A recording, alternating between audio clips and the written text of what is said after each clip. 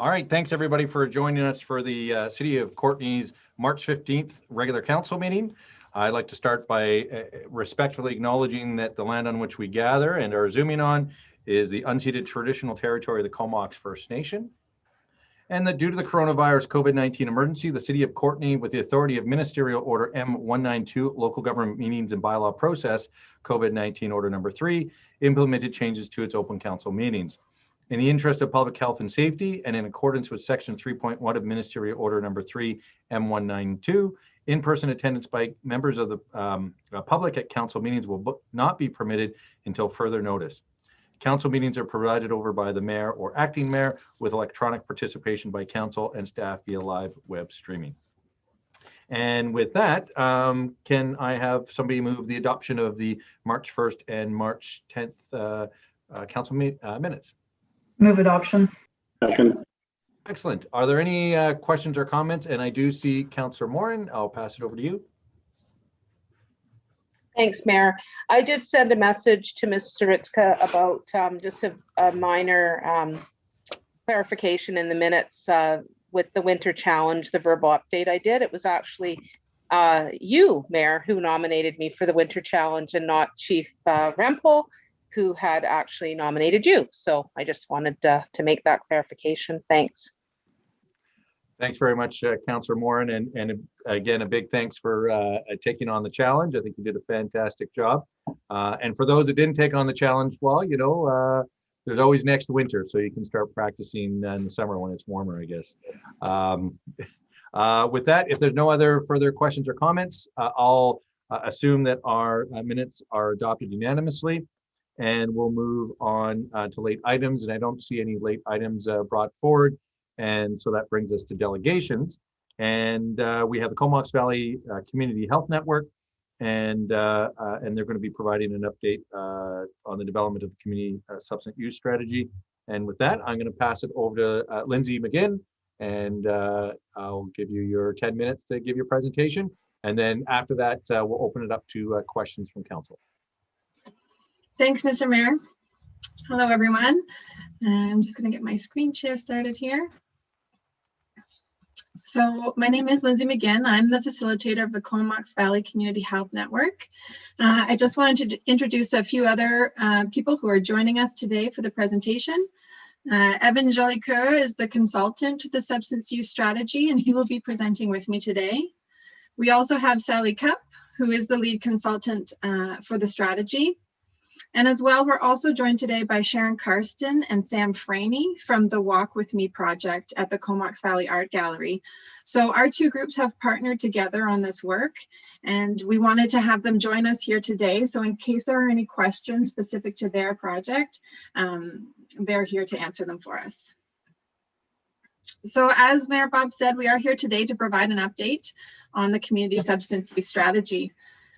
Before we started, I just want to talk a little bit about how we work at the Community Health Network. So the creation of a regional substance use strategy does require the involvement of multiple people, groups, and organizations to develop and implement solutions. We have done some of the work to broaden the original City of Courtenay's Drug Strategy Committee into what is now called the Comox Valley Community Substance Use Strategy Committee. So the committee includes people with living experience of substance use, not-for-profit organizations and groups working in the mental health and substance use field, as well as elected officials from the 3 municipalities, the regional district, and an elder from the Comox First Nation. So I just wanted to say, in talking to you here today, in order for this work to be successful, we do need to take a regional approach, and that includes the support and buy-in from each of the municipalities in order to be effective. So this includes a commitment from both municipal staff and elected officials in this work to ensure that we get a really comprehensive and integrated strategy for the Valley.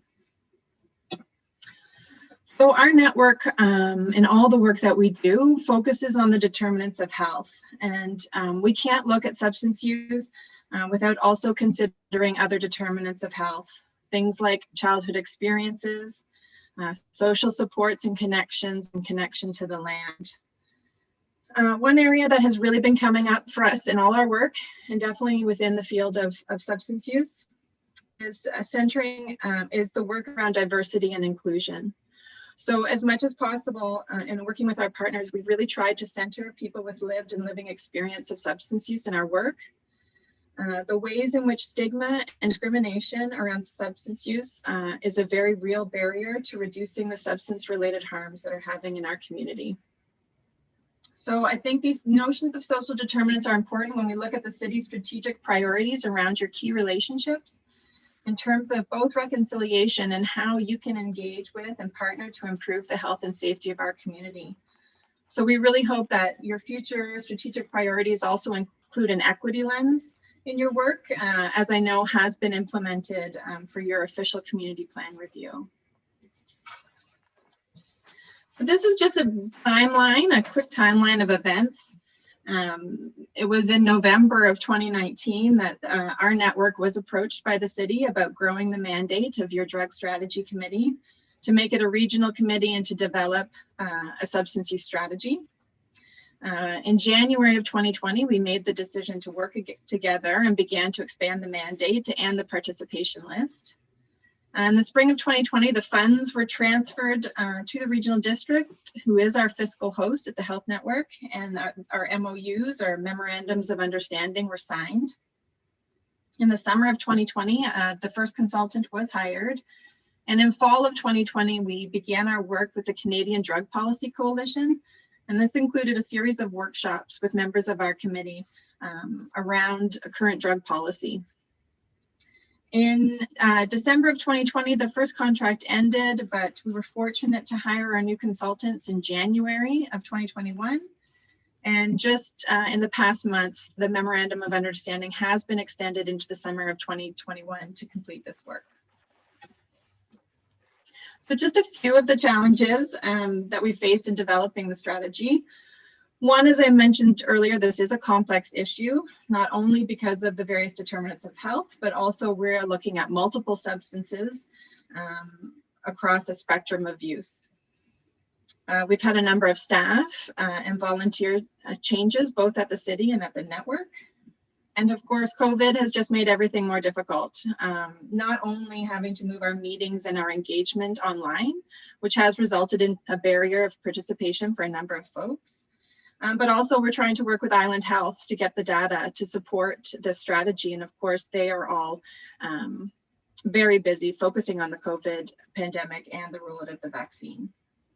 We are dealing with a dual health crisis of both the COVID-19 pandemic and the ongoing toxic drug supply. Many of the organizations and groups we work with are on the front lines of providing outreach and support to people who use substances. And then, of course, just a lack of resources. When we look to other regional strategies, they often have much higher funding and staff support. And in other jurisdictions that have developed substance use strategies, these strategies tend to be multi-year projects with institutional funding and support. But of course, there's also been a number of opportunities. We've made great partnerships with both the Walk With Me program and the Canadian Drug Policy Coalition. The Health Network has contributed additional funds to the project, both for the development of the strategy, but also more specifically to support the involvement of peers in this work. We are seeing a shift in public support and policy change around things like safe supply and decriminalization. We're also seeing more funding opportunities arising to fund this work. And this is all important to the work we're trying to do. And then, you know, probably most importantly, some of these setbacks have caused us to pause and sit back and consider how this process and how we might move it forward in a good way. And I just want to talk a little about the final report that will be coming to the committee and to council. So perhaps when the MOU was first signed, certainly when we signed on to this project, we might have had the sense that the final project would be a fully integrated, comprehensive strategy. What we now have come to realize is that this work, we simply don't have the resources to make that happen, but what we will have is a very solid framework and a phase 1 of the strategy that will have recommendations and actions over the next 1, 2, and 5 years, as well as some recommendations from measurements, but there will be additional work that will need to happen. And I'm going to pass it over now to Evan to talk a bit more about the strategy and the framework and what we are developing. Thank you, Lindsay, and thank you, Mayor and councillors, for receiving us to get an update on this work. To Lindsay's point, I think one of the key pieces here is around that initial phase, right? We're looking at this as phase one of the work. You know, we have some key allies on the Substance Use Strategy Committee in Minister Moore and Minister Cole Hamilton, and councillors, not ministers, councillors, and then councillors from some of the other municipalities in the regional district. So that is a huge win. You know, I've been doing some of the substance use strategies across the country I've been involved in, and it's not always the case that there are political allies within municipal governments, or in the case of British Columbia, in our provincial government in the Ministry of Mental Health and Addictions. So to Lindsay's point, you know, we've been doing preliminary work, and this really starts with understanding what we're actually looking at developing. So part of the traditional substance use strategies across Canada includes a framework, and they're typically separated in pillars or streams. And so we've taken a look at what's happened in other jurisdictions in British Columbia, similar communities as Comox Valley Regional District, and we've looked at what the Canadian Drug Policy Coalition has done around drug policy. And we've kind of come to the conclusion that we're going to adapt and reimagine, but take from the traditional framework, which is we're going to be proposing a health promotion and prevention stream, a harm reduction stream, treatment and recovery, and community safety. And some of those are slight variations or reimagining of the traditional types of pillars that are within community substance strategies across the country.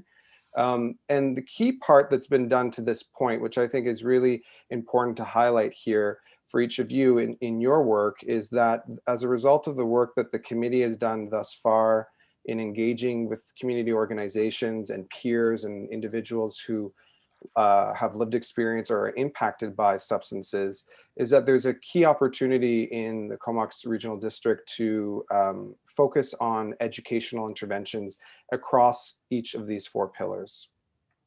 Next slide. And so this is kind of the process in which we're thinking about doing this work. And so really getting clear on understanding the local context here in Comox Valley, which means getting on the ground. And in most cases, that of course is virtual, although we do have some engagement that will be happening with peers. And as Lindsay has shared, we're working with Walk With Me. So these are community members, organizations, and those that are impacted by substance use and alcohol and all substances. So the preliminary work also includes really understanding where we're going. So that's the mission, vision, and guiding principles. And then really understanding how the key pieces that Lindsay spoke about earlier play into the context of substance use and mental health in our communities. So understanding the unique health inequalities, the social determinants of health, understanding the science behind mental health, trauma, and addiction, how they are all interconnected and how they play out in our communities and in our relationships. Some of the key pieces in that as well is understanding the strategic partnerships and the way in which organizations and service providers in the regional district are working together.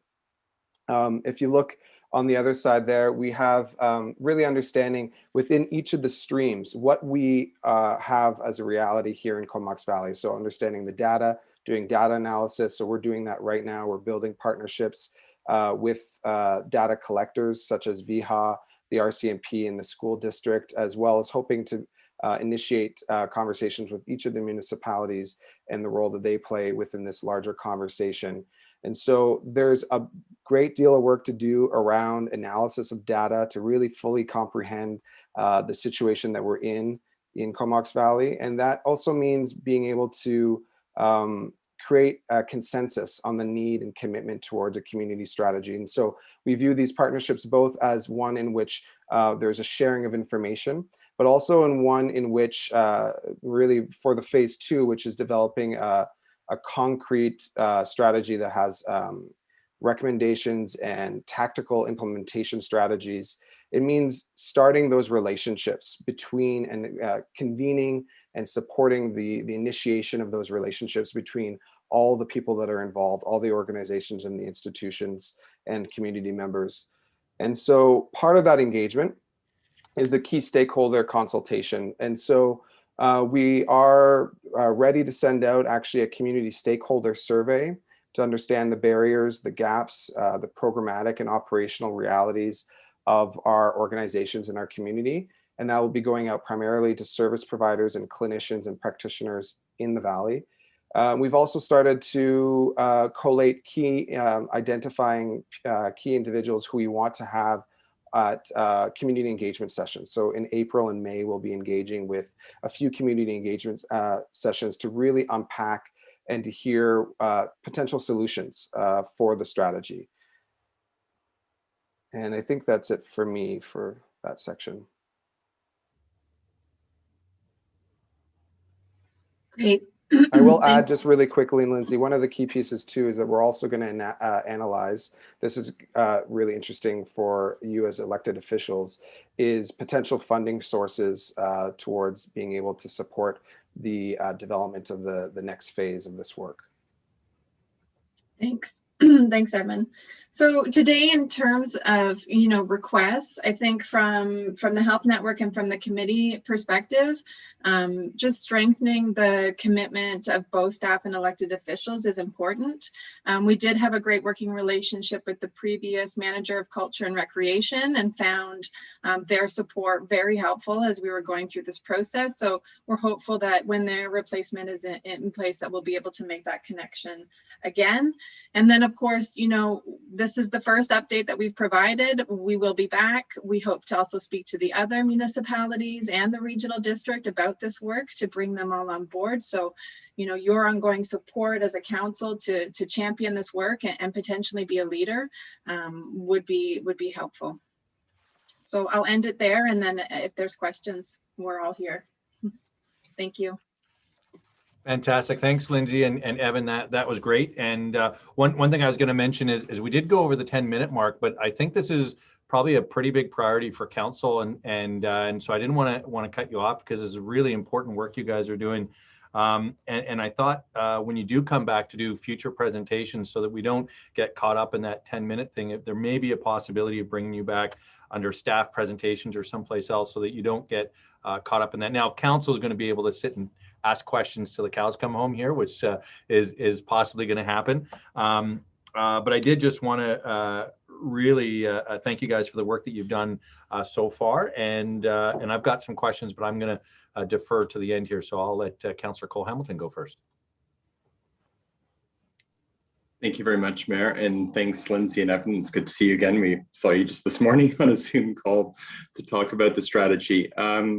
I just wanted to say, just personally, as having been involved in kind of the winding down of the Courtenay community drug strategy and it's being reborn in a new region-wide context, I'm just really amazed and excited to see the progress that's happened in a year, especially given all the headwinds that have been coming your way. So just fantastic. I really appreciate the update. And as we discussed, we usually don't make any resolutions in response to delegations on the evening that they occur or the afternoon that they occur. But I think I was hearing in the presentation that a close collaboration with City of Courtenay staff. I think you've already got that ongoing relationship with council. Both Councillor Moran and I are often at the meetings, and having that connection, it would be great to renew the connection with the new head of culture and recreation. And it sounds like just a general desire to collaborate with staff in our municipality and in the other local governments as well would be kind of just a generalized sort of request. Are there any other specific things you want to just sort of put into our minds, or just sort of lay on the table so we can consider them for a point where we do respond?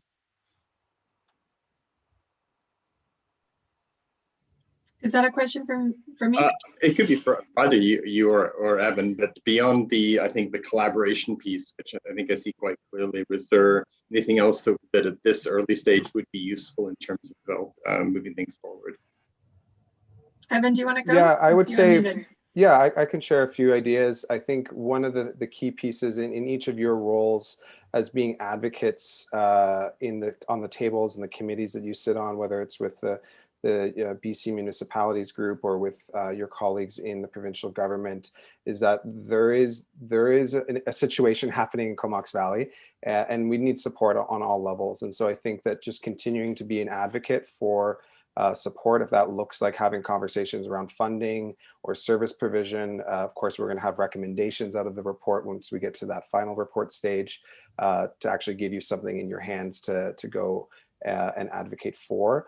But in that, I think I would just invite you to consider how you can bring forward these issues in the conversations that you have within your role as councillors and mayor.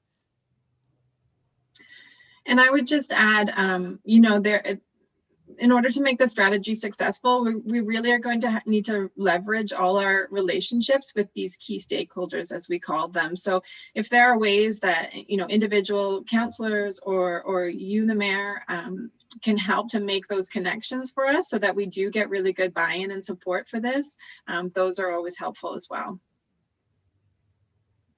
Great, thanks very much. I'll cede the floor to others who have questions, but thanks, guys. Thanks, Councillor Cole-Hamilton. Next, we have Councillor Hillian. Thanks very much, Mayor, and thanks for the presentation. There was a time when city councils wouldn't have been much concerned about this type of an issue, but we increasingly live in an era when mental health and substance use issues are front and center for people in local government. We see the impact on our streets on a daily basis.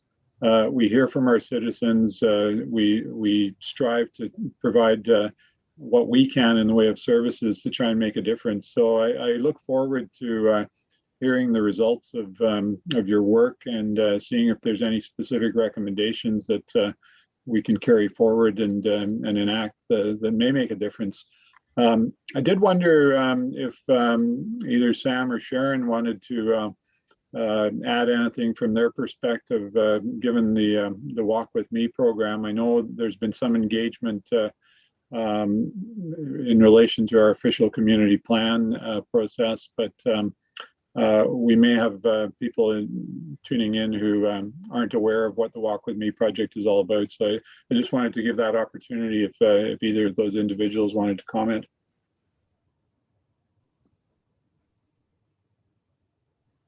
Sorry, my mute button. Yes, thank you. It's just been an honor to collaborate with the Substance Use Strategy Committee and to kind of come together in solidarity with our two groups. The Walk With Me project actually started about 1.5 years ago. We began with a bit of funding from Island Health, and we came to the Drug Strategy Committee at that time and asked for a letter of support to Vancouver Foundation. We received that letter. We received a 3-year grant from Vancouver Foundation to conduct community engaged research around the overdose crisis, working first and foremost with people with lived and living experience. And so that has been an honor. We've sat around tables, shared food, and over the past 1.5 years have collected over 50 audio stories of the crisis and its impact here in the Comox Valley, which are powerful. They're stories that I really believe are the foundation for change in this community. And so, yeah, it's just been a super honor. I also have my colleague, Sam Franey, here, and Sam is one of our key members of the Walk With Me team and has been instrumental in making this change from the ground up. So I think that's it from my perspective, but Sam, did you want to add in? Yeah, sure. As a person with lived experience, lots of it, and feeling during most of that people struggling with mental health and addiction issues often have no voice and have a wide knowledge base in what they need and what's wrong and what's right in services provided, and not having a way to express that and how to use your voice for a change. I think working with Walk With Me and again with this drug strategy, substance use strategy committee and looking forward and trying to look at ways to change policy and to change systems and everything like that is definitely a blessing and such an amazing thing for my voice and other voices that come from people that are struggling, definitely. So it's just an honor to be a part of something that's aimed at using voices and using our knowledge to make positive change and hopefully long-lasting change. So thank you. That's great. Thanks very much. I really appreciate both of you being with us today, and look forward to the results of your work coming to us at a later point. Thank you. Excellent. And I'll maybe mention a couple other things in case any of the other councillors wanted to jump in. But you know, I heard that part about the equity lens that you talked about, and I know like through our OCP we're talking about environmental lens and reconciliation lens and sustainability lenses, and I think that's certainly something that is worthwhile to explore as we're looking at so the future of Courtenay. And on a couple of notes, you talked about educational capacity or maybe ideas, and one of the partnerships I know the Rotary Club that I was in, and I believe all the Rotary clubs from the Comox Valley and Campbell River came together about 10 or 12 years ago and supported an education program within the school districts. And so I think that, you know, in terms of a partnership or, you know, talking about stakeholders, obviously the school district is going to be one, but nonprofits such as Rotary, I think are big. And, you know, when you have someone like Grant Schilling come and give a presentation, you know, he'll knock the socks off anybody and really help push that dial, I think, in terms of getting that support from those types of organizations. Another conversation I'm in with is the mayor of Duncan, Michelle Staples, and what we found, and I mean, I don't think it's necessarily rocket science to anybody probably who is in this conversation with us right now, but there's a bit of a gap that happens in these sort of mid-size communities like Duncan, Courtenay, Port Alberni, where we start seeing that aggregation of folks that have substance issues. They might have mental illness, and because we're sort of a larger center, but not necessarily what would be considered a large center, we run into some of the issues. And I think you pointed one of the things that I think from our community, you talked about community safety in one of the slides there, and that feeling of a loss of safety. And I know Councillor Moran has spoken many times about the fact that a lot of people that have issues with addiction or have issues with mental illness are often the victims of violence from other people. And I don't want to speak for Councillor Moran, but I think that's one of the perspectives that you know, I'm really interested in, and maybe I'll cede the floor here momentarily. But I heard the word decriminalization somewhere in there, and I don't know if that's just a hope or do we actually see movement. It sounded like there was actually some potential movement somewhere, so I don't know if anybody could answer that. Yeah, I mean, I could speak to a little bit, and then maybe Sharon probably has something to say on that too. Yeah, you know, part of our analysis is really understanding the political landscape, right? So if we look at the international kind of framework with the World Health Organization and the UN around substances, but then we go all the way down to the municipal level. We have some key allies here within the most recent change to the criminal code at the federal level.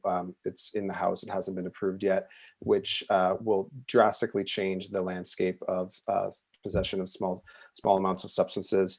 And then in the province of British Columbia, we have Dr. Bonnie Henry and the report that recently just came out from the Chief Medical Officer around this issue, and in particular now having the Premier advocating on behalf of decriminalization of small possession. in support of the Canadian Chief of Police organization, right? And so we have these kind of stepped approaches of allies across the world and in our country, and now in British Columbia.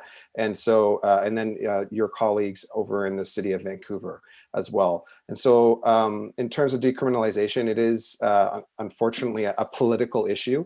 Although, you know, the science community, the public health community has been pretty clear over the last few years of their recommendations on the go forward. So these kinds of reports and strategies help to support decision makers, elected officials who have an impact on things like our criminal code and things like relationships with enforcement officers and RCMP. If you have a contract with the RCMP like we do here in the Valley, then I think that is where those conversations can be had. Not sure, Sharon, if you have anything else on that. No, I think you've summarized it well. Thank you. Excellent. And again, I think it's something where there's certainly, you'd probably get support from our council and from councils across the province. And I know when we were, I think it was our first conference we went to, our public health officer at the time was talking, you know, giving a presentation specifically around, you know, the amount of deaths and other collateral type metrics from marijuana use, and just comparing it with, you know, alcohol or even just driving in terms of death and other things. And there really was no comparison really. But I do know that it's also complicated. You know, my first conversation I had with our premier when he was first elected was around daylight savings time, which he said would be nice and simple. But here we are years later, and you know, here's, you know, our first Monday after the time springing forward. So I know it is complicated and political, but again, if there are things that we can help you with, I'm sure myself and other councillors would be happy to help bring that voice where it needs to go. With that, I'll pass it over to Councillor Moore. Great, thank you, Mayor. Thanks so much for the presentation. Of course, we did get a sneak preview earlier, which was nice. Yeah, a couple of things. I think, as mentioned, there's a broad scope of experiences, many different substances that we're dealing with, and many different impacts of all of those. And also in terms of the visibility of, you know, we see folks who are maybe out in the open, struggling, and we can see what's happening, but we don't see what's going on behind many closed doors in the community. As everyone on this council knows, I have my own lived experience with this with family members, and there are many of us in the community. We had the Hedigans come to speak to us about their experience.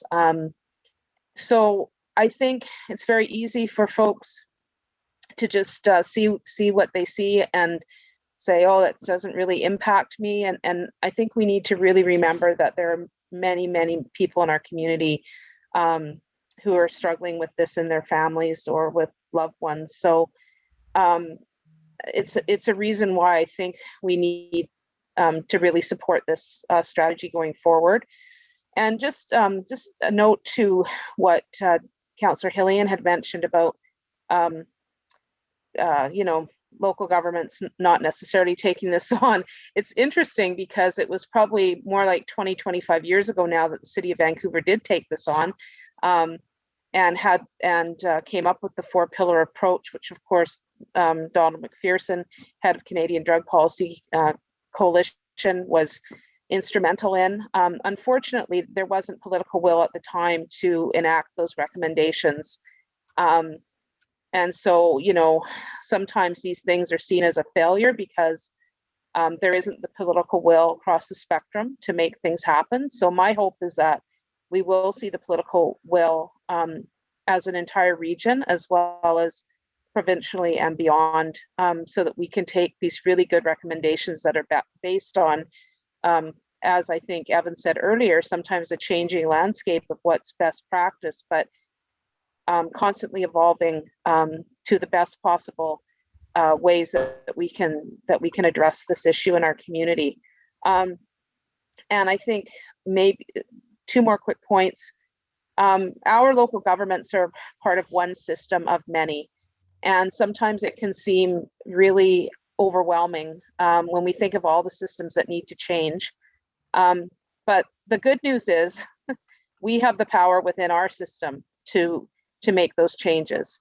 And if every system, one council, one person at a time, it's like that starfish story that I love, the kid throwing the starfish in the ocean, and someone comes up and says, oh, there's all these starfishes, how are you ever going to, help them all from dying? And he said, throws one and says, well, I helped that one. And I love that story because, it starts with one. And I know I'm on my little soapbox, but I think that we do have the power to make change, council by council, city by city. And so I think that we can have a lot of impact. And just the last note is just really emphasizing the stigma. If the biggest thing that we can do in our community is to make it not okay to stigmatize people for having a legitimate health issue, we wouldn't stigmatize people with cancer, diabetes, or a broken leg. We wouldn't have to wait for hours in the hospital when we take someone with a broken leg in necessarily, as people with substance use and mental health often have to do. Not picking on just our hospital, it happens across the spectrum. So if we can do one thing, it's to be the council that stands up against stigmatizing folks. So that's the end of my rant. Thank you. Thanks very much, Councillor Morin. And I don't know if there was a question in there. I don't think I heard a question. So we'll maybe go on to Councillor Frisch. It was just reinforcement for everything. Thank you. Thanks so much, Councillor Morin. Yeah, thanks, Mayor. And I don't have a question either. I just wanted to make a quick comment and start by thanking Lindsay and Sharon, Sam, Sally, and Evan for taking up the cause and being part of finding a solution. Of course, like Councillor Morin just pointed out, mental health affects so many of us in the community. And sometimes, either looking around or you feel it yourself, it feels like a lot of people are maybe just a few short stumbles away from being in a tough situation themselves. And I find that, the real difference in whether you're able to stay up or not is often community support. And I think in the city of Courtenay, our council plays a big role in making sure that we have programs and bring people together and make sure that community support exists. So I know that's probably a big part of your work, among other parts. Of course, children are, it's kind of the building blocks happen when you're really, really young. And I always look to find lots of support for youth and children. But of course, people grow up and they end up to be parents, and we pass on some stuff we learn when we're young as well. So there's no bad time to help people out that are in trouble. So I just want to thank you guys and show some support for what you're doing, and hope you come back with some recommendations for us. Thank you. Thanks, Councillor Frisch. And Councillor Theos. Thank you very much. No, thank you for being here and your presentation. The work you're doing is much appreciated, and it's volunteer work. So to I would imagine to almost everybody that's there, it's because you care and you're wanting to make a difference. I'm very interested in seeing the data when it comes forward. I appreciate you bringing up that that data would be coming forward, and of course the challenges with COVID and bringing that hard data forward. For me, I would like to think that I would look at things from a lens of the optimism that I generally do look at with most things in life. I do care tremendously about health and wellness, and I find that your mental health is so critical to being productive and being a productive citizen in the community, in the broader province and the country. But when it comes to reality, what I look at and what I worry about is messaging, and whether there is a mixed message that's going out there that right now is there a message that young people are seeing saying doing drugs is cooler than it's ever been? Doing drugs is actually healthy and people are promoting it as a good thing. I don't know. I'm seeing more and more people, young and very affected by drugs and doing drugs. I see it every day. I work in the food industry.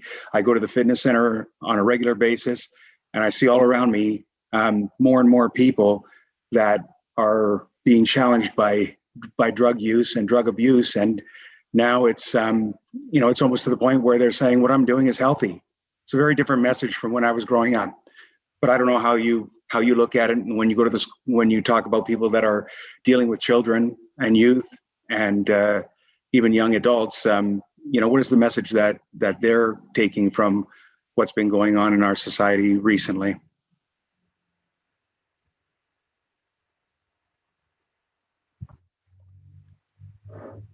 And I'm not sure if you're able to answer that question. I know it might be a bit elusive.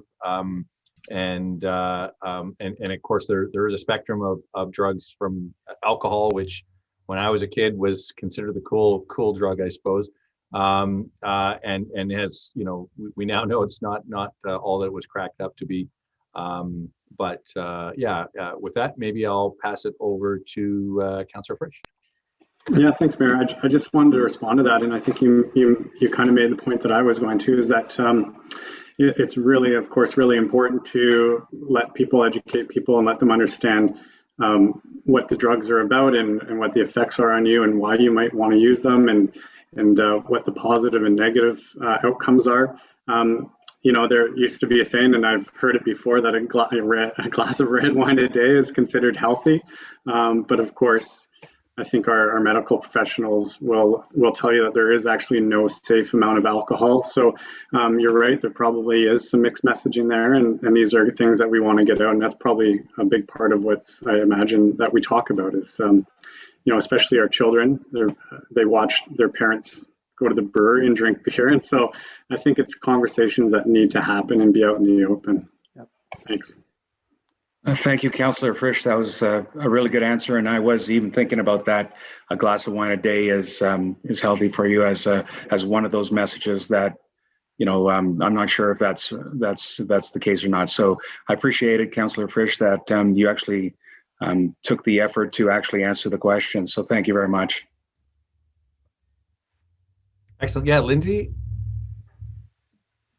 Yeah, I think just in terms of the development of the strategy, education has certainly been identified. We haven't fully fleshed out what that looks like yet, but my understanding from the work we want to do is to get together as a community around our messaging so that we are saying the same things that are rooted in the data. And, as a parent of small children, I just want our kids to be getting the best information about the harms and the benefits that can help them make healthy choices and let them live their best lives. So to be determined what those look like, but certainly I agree with a consistency of messaging that's rooted in evidence is needed.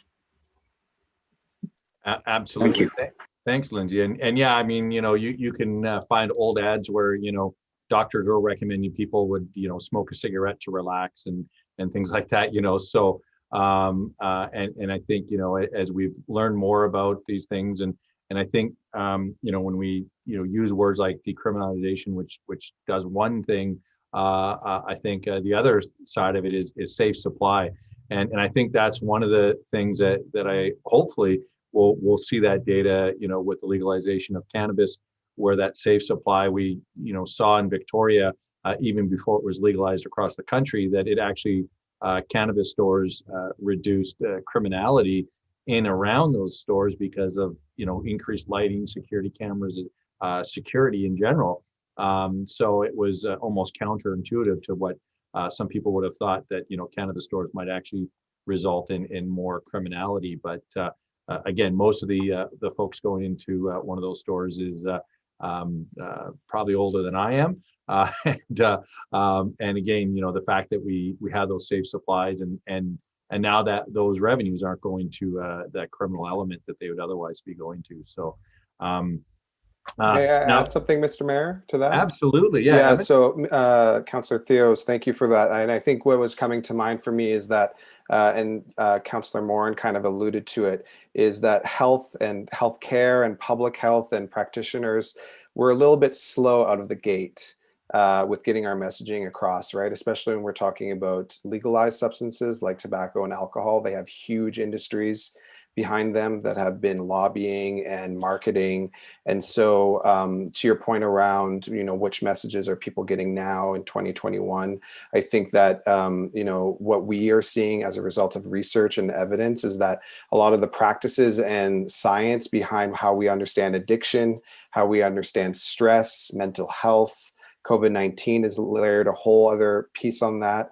I think that will come out in the report. We'll also talk about the business of substances, so how alcohol and tobacco has kind of been prevalent throughout our lives and our communities. And so, as Lindsay said, education is a primary public health intervention that is key to finding or moving towards a healthier community. So I appreciate you bringing that up. Thank you. Oh, Councillor Theos, I'll give you the floor back. Yeah, thank you very much, Mayor. And I want to thank you very much for the answers. It goes back to that point that Councillor Frisch was making, where the person was saying, well, a glass of wine a day is good for you. And sure, there may be some elements of that that have reality. But I remember that exact same, when that came out in the news, I remember someone that was really close to me, someone that, that I cared about very much, brought that up to me and said, look, a glass of wine a day is good for me. I saw that on the news. And he says, imagine me, 2 liters a day. And, I said, look, there's moderation. And, even if a glass of wine a day is good for you, 2 liters a day is not going to be good for you in the long run and will kill you. And it turns out that a few years later, that person did pass away, and that's the lasting memory I had of that conversation. But now I'm hearing it with young people saying, "Oh, smoking up cannabis is good for me." I'm seeing it everywhere. That it's healthy and it's relaxing, and for me, I can smoke like all day long, and it's going to be good for me. And I'm hearing those messages fairly regularly. I mean, maybe not that exact same message, but hey, let's drink alcohol to medicate. Let's smoke cannabis to medicate. And it almost feels like they're being told that that's good for them. So that's basically where I was coming from on that. And I do appreciate the answers, and I just want to share my concerns. That's all. Thanks, Councillor Theos. And yeah, I think that's one of the challenges when you are reading some of these reports that really only contemplate a single metric.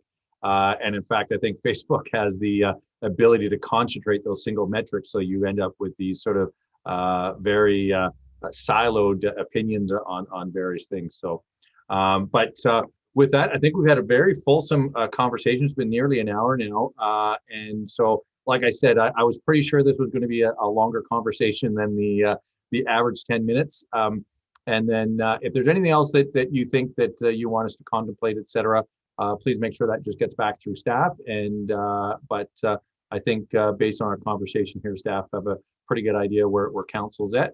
And again, if you need us to help out, which I heard you saying that in terms of carrying a message or engaging with stakeholders, all I heard from councillors today is you really got our support, and we'll do what we can for you. So with that, thanks very much for your delegation, and we'll move on to a next item. You guys can stay, or if you feel like leaving, you can leave as well.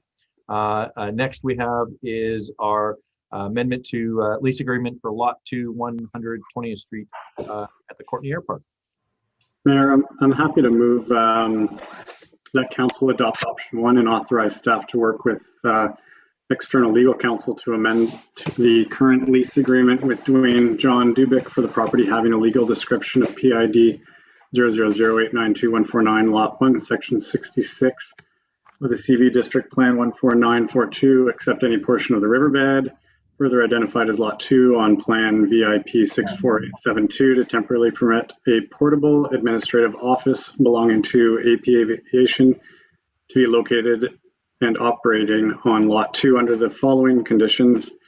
One, that AP Aviation makes best efforts to secure all relevant permits for the portable and operate on Lot 2 as soon as possible, and AP Aviation maintains a $5 million commercial liability insurance policy as described, and on the portable administration office, and that the portable administration office be removed from Lot 2 no later than August 31st, 2021. Second. Excellent. Thanks very much for moving that, and I'll pass it over to interim CAO Trevor Kushner.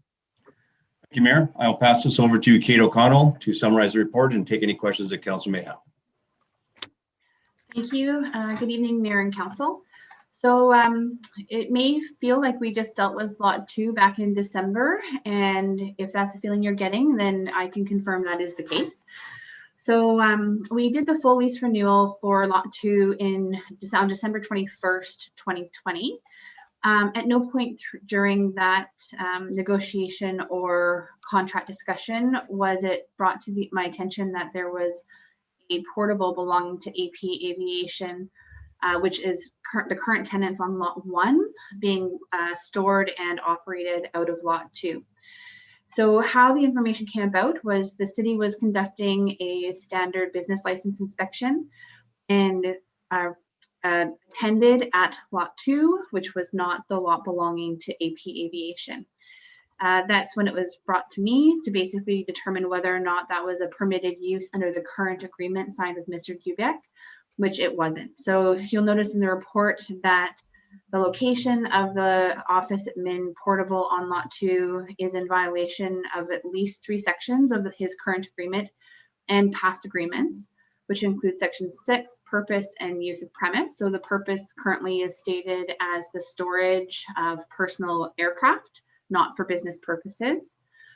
Compliance with regulations. So the portable was placed on site without consent, without appropriate permits, etc.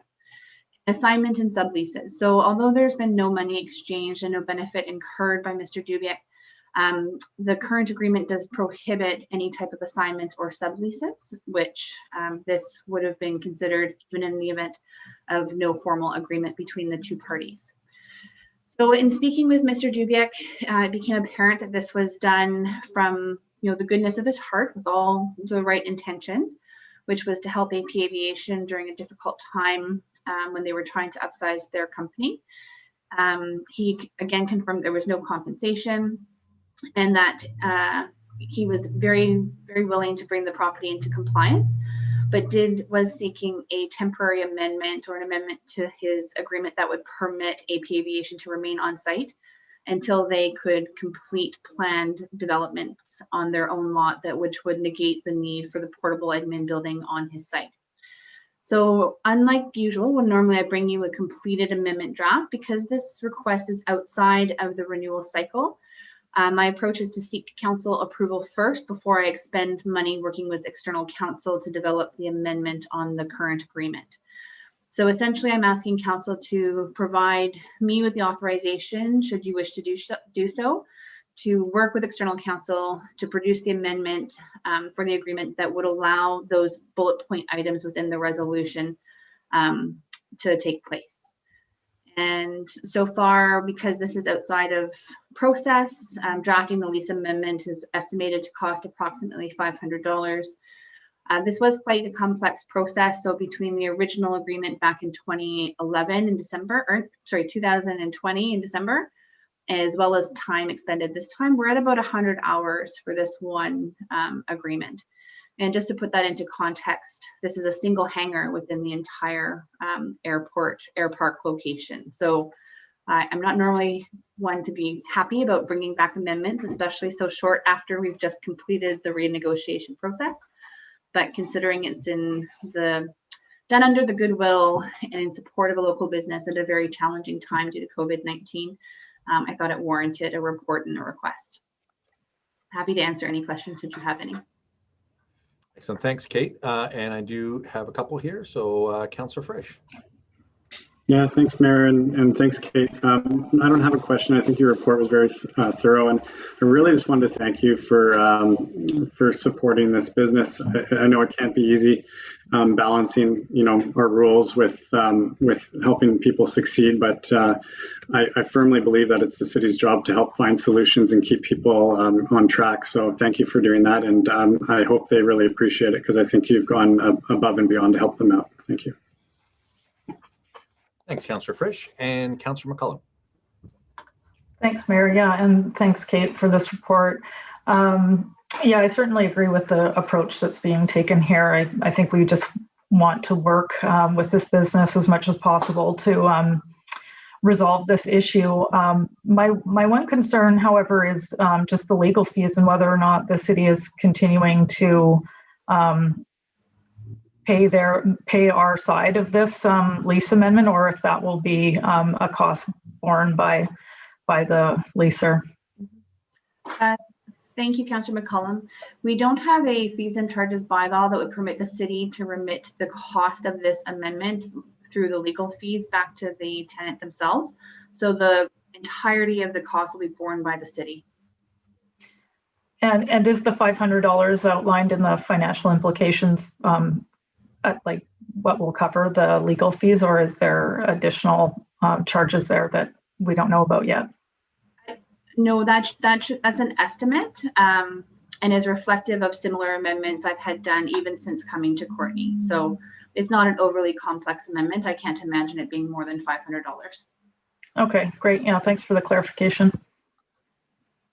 All right, and Councillor Hillian.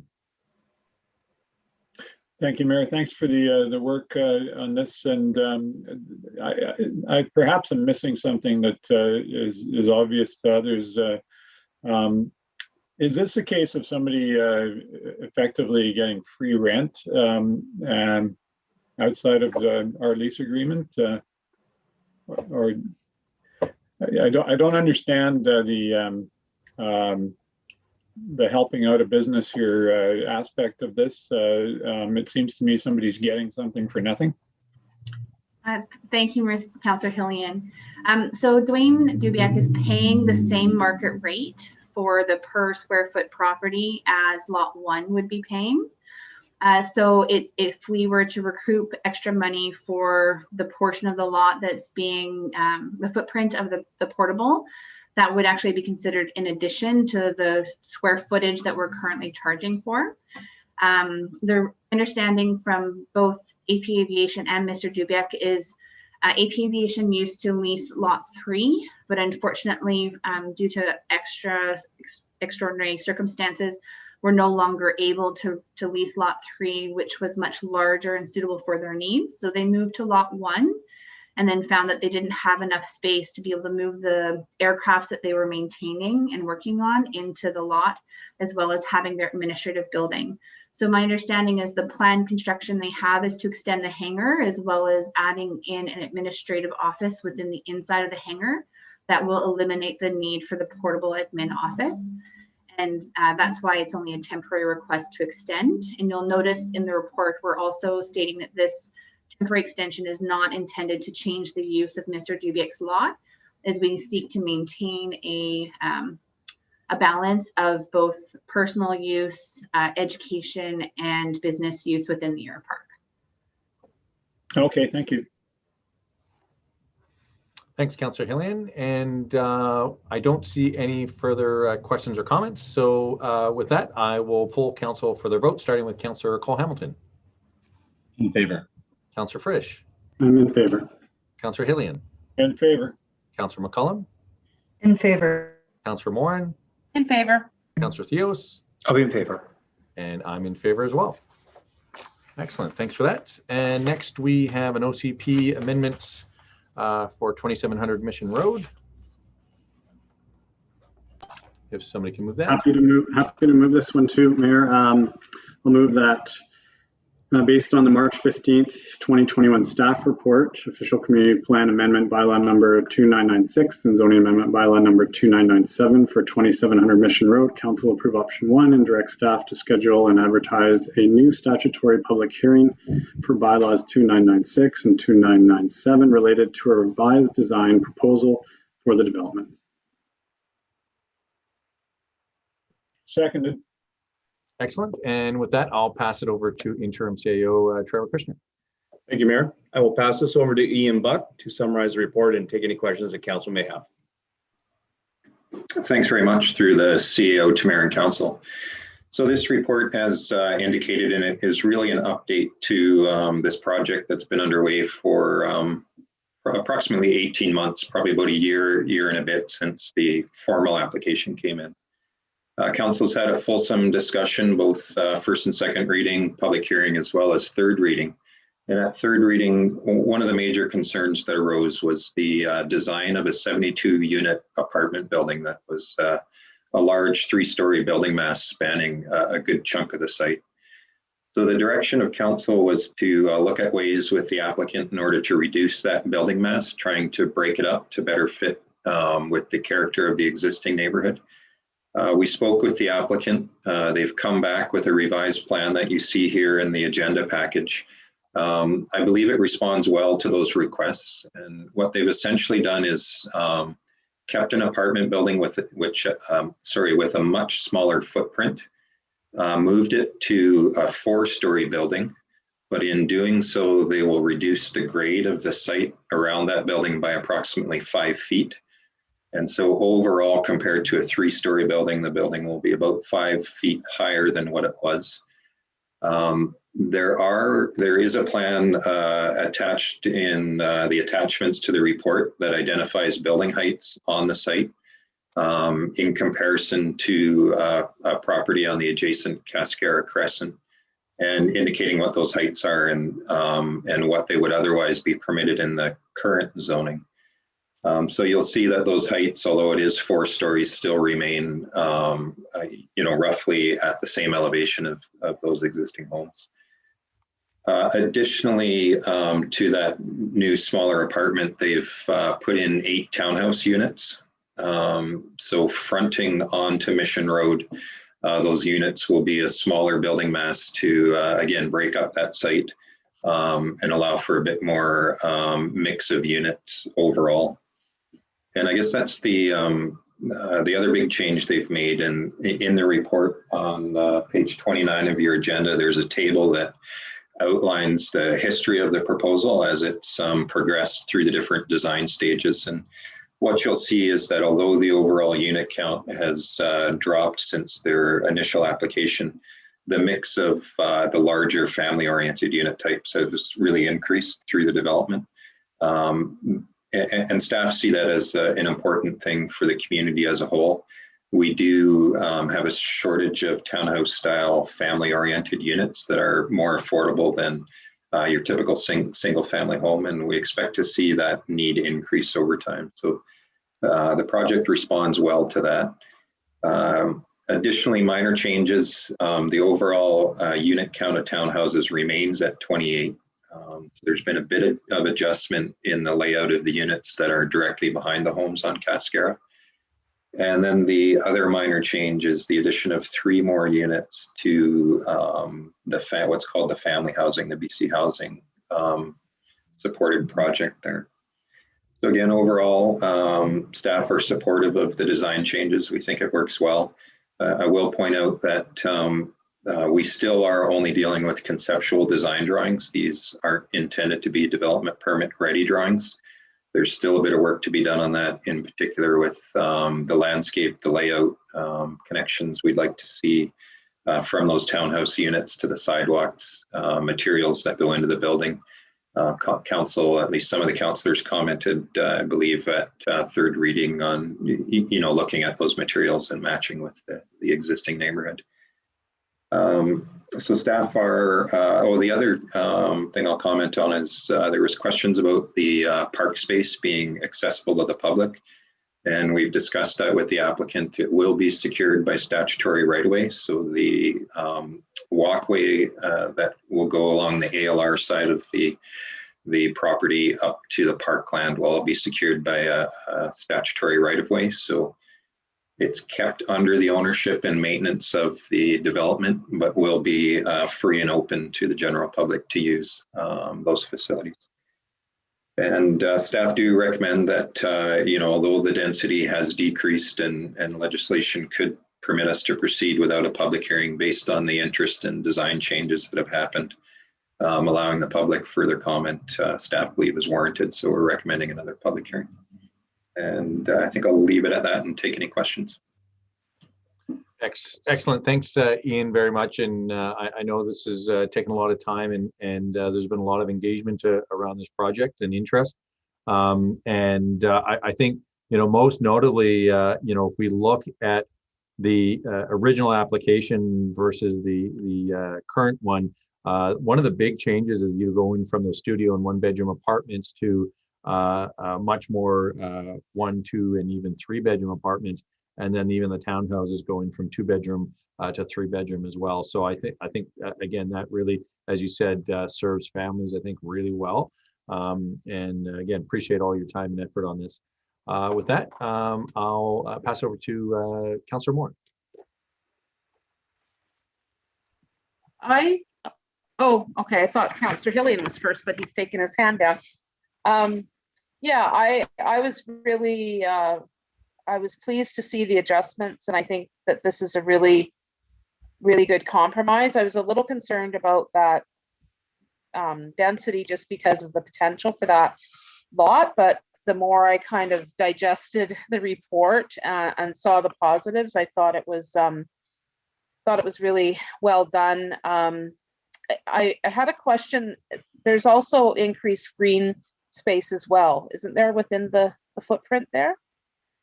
Common areas, that kind of thing?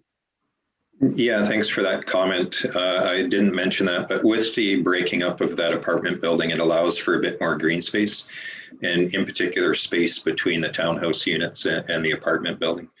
At this point, until we get a detailed landscape plan, it's not programmed, but I could see it as another area where kids could kick a ball around or play catch, that kind of thing. Active space. Right, that's great.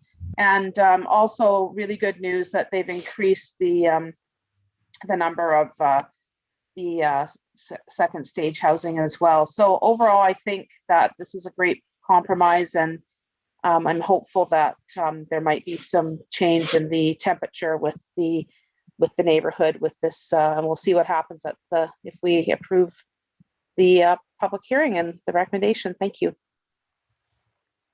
Thanks, Councillor Morin. And next we have Councillor McCullum. Thanks, Mayor. Yeah, and thanks to staff for bringing back this report. It's good to see that we're getting these changes received at council sooner than later, as it's going to be great to see this move forward. And I certainly agree with the recommendation that we take it back to a public hearing, given the amount of changes that are in this report. I think that the proponent has done a good job of reflecting a lot of the feedback that was given at the third reading, and I think they've been fairly accommodating, judging from what's here. So I'm quite happy with it. I just had a couple of minor questions. The first one being, has the overall number of parking stalls changed at all, or is it same parking spots, slightly fewer units, or is there fewer parking spots as well? We haven't got into the detail of those counts, but they'll either remain the same or be reduced, in concert with the requirement. If it is reduced, it may provide a bit more ability for creating open space or for some rainwater management facilities. Great. Good to hear. The other question I had was just around the tenure of the townhomes. There's mention that some of those may be managed by Comox Valley Transition Society, or at least that's how I interpreted that change of tenure. And I'm wondering if we have any sense of whether or not there's going to be a true mix within the townhomes, or if that's just a small number of the 28. Yeah, thanks for that. That may be maybe not properly communicated in the report, but those would all be under private ownership. It's only the separate apartment building that really hasn't changed at all. That would be transition society housing. I believe the intent is these will be strata ownership townhouse units. Okay, thanks for the clarification. I may have read that wrong. Yeah, and just one additional comment on that. I think it's great to see that the townhomes have changed to 3-bedroom units. I think that's probably better serving the market of who's able to purchase a townhouse. Townhomes are looking for probably more than 2 bedrooms, especially with the recent changes in people working from home, that even having that extra bedroom for a small family is becoming a bigger benefit. So I think that that's a good change as well. And I'll leave it to others to ask any further questions. Thank you. Thanks, Councillor McCullum. And next we have Councillor Cole-Hamilton.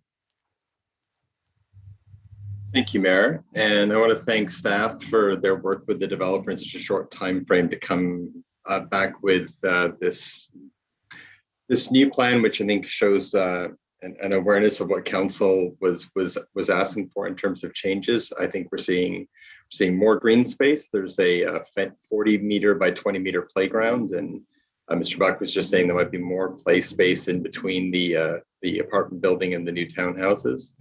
And I also really appreciated the focus on 2 to 3 bedroom units, just echoing what Councillor McCollum said. And the housing needs assessment survey showed that was a type of unit that was especially needed. I was also really pleased to see the number of transition society units went from back up to 40, which they've been 39 in the first iteration, 37 in the most recent, now up to 40. So that's an increase in units that are sorely needed.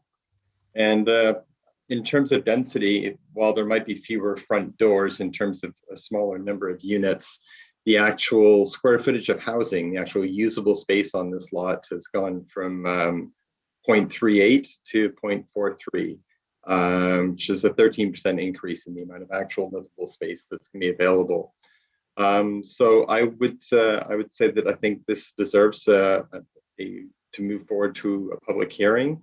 And I think that the process, we appreciate the work of our staff and the willingness of the developers to keep changing the proposal to fit the needs of the community.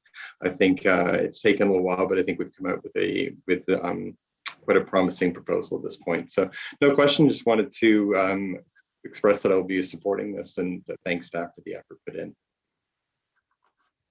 Yeah, thanks, Councillor Cole-Hamilton. And next we have Councillor Frisch. Yeah, thanks, Mayor. And kind of like what I was saying earlier with the presentation, the delegation that came, is we're sort of in the business of community building. And I think this developer gets that. And I really appreciate the efforts they've made and the efforts our staff have made to find those compromises and bring it forward. And I was going to sort of hone in on something that Councillor Cole-Hamilton was saying, and that, while of course I'm not in favor of lowering density insofar as, it compromises our ability to provide transit in the long run and make valuable use of tax dollars and receiving tax dollars. I do note that we actually have more bedrooms going in, and so technically speaking, we could have more people in there, more space for children who also use transit a lot in our community. So I think this is a good compromise, and I really appreciate it. Thanks very much. Thanks, Councillor Frisch. And I think that, we've got a really good balance here moving forward.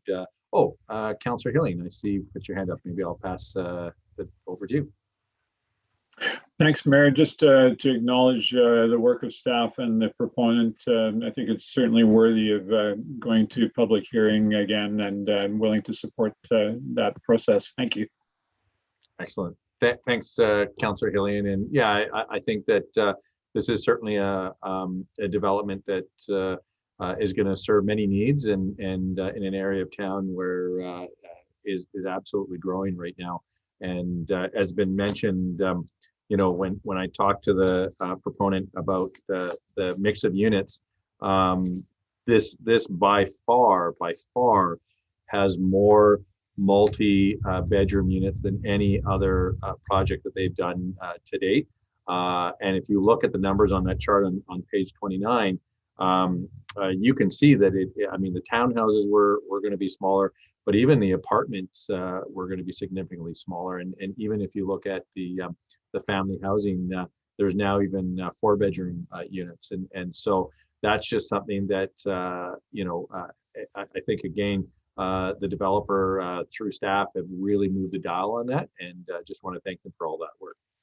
And that's what happens if I talk long enough. We got Councillor Theos. Thank you, Mayor. I see the changes that were made, were in many parts were a response to the council asking for some changes in response to the public at the last public hearing, having passionately brought forward their thoughts, and those are the values of the people that are affected by projects the most, the ones that are living nearby, bringing their thoughts forward. And I do look forward to the opportunity of hearing comments from people that are going to have an opportunity at a upcoming public hearing to voice their opinions on the project and the changes. So I look forward to hearing that. Thank you. Thanks, Councillor Theos, and excellent. Well, with that, maybe I'll poll council, and we'll get this back in the sausage maker, as it were, and get another public hearing going. So starting with Councillor Cole-Hamilton. In favor. Councillor Frisch. In favor. Councillor Hillian. In favor. Councillor McCollum. In favor. Councillor Morin. In favor. Councillor Theos. In favor. And I'm in favor as well. Thanks very much for that. Next, we have an amendment for a secondary suite on Blue Jay Place.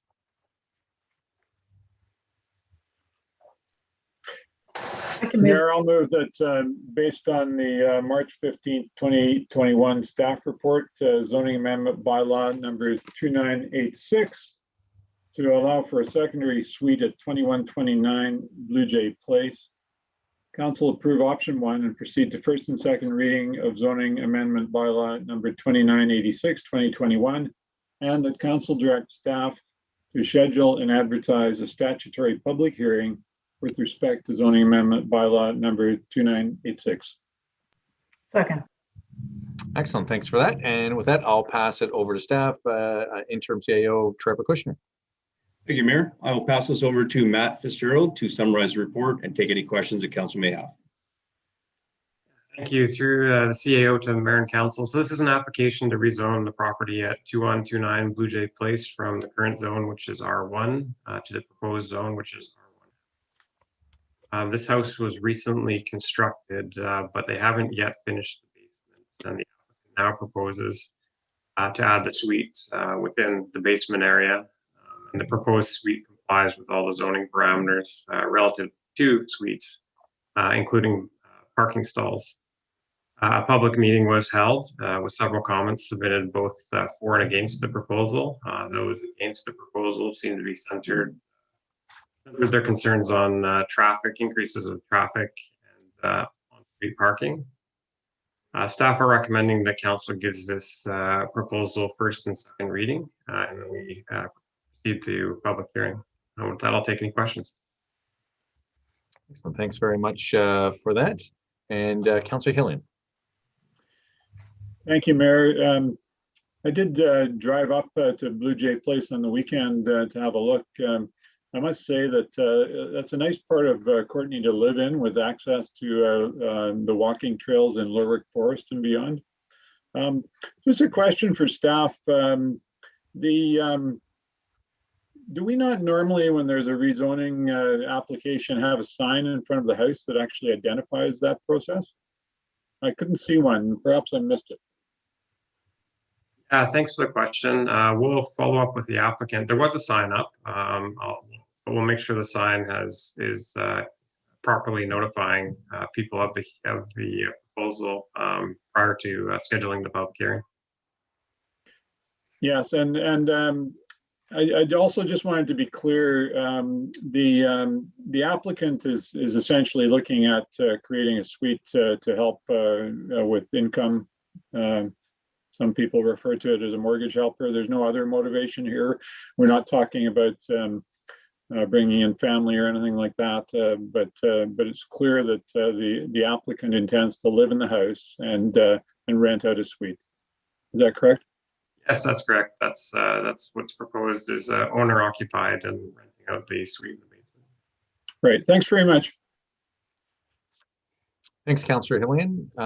And I don't see any further. Oh, Councillor Theos, I'll pass it over to you. Thanks, Mayor. Yeah, one of the concerns that the people that were bringing it forward, as was mentioned, is in regards to the on-street parking and and the lack of it. And what I have noticed in the community is that there are a few areas that I've seen in particular, and there's probably many more that I haven't seen, that are starting to have this issue with added density. There's locations I know, particularly on 31st Street with Azalea, for instance. That's an apartment complex, but there is the parking on the side which has no parking signs on it. And I know a friend of mine lives nearby there, and every time I was visiting him, as that complex filled, sure enough, that street parking was the parking lot was overflowing. So the street parking was the next option for people, and every single one of those spots that had no parking signs in front of it was all being utilized. And I think this is a growing concern with this type of growth, is that the reality of cars and people having cars, one or two cars per household or more, is not going away. And I'm very interested in knowing what is our plan with on-street parking, and what can we do about that.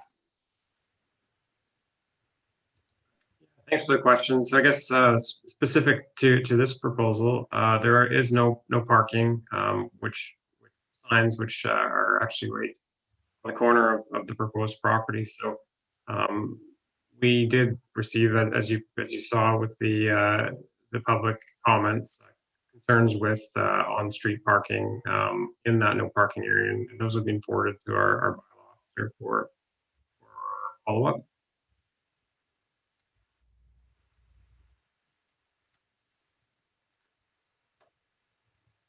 Are you okay with that, Councillor Theos?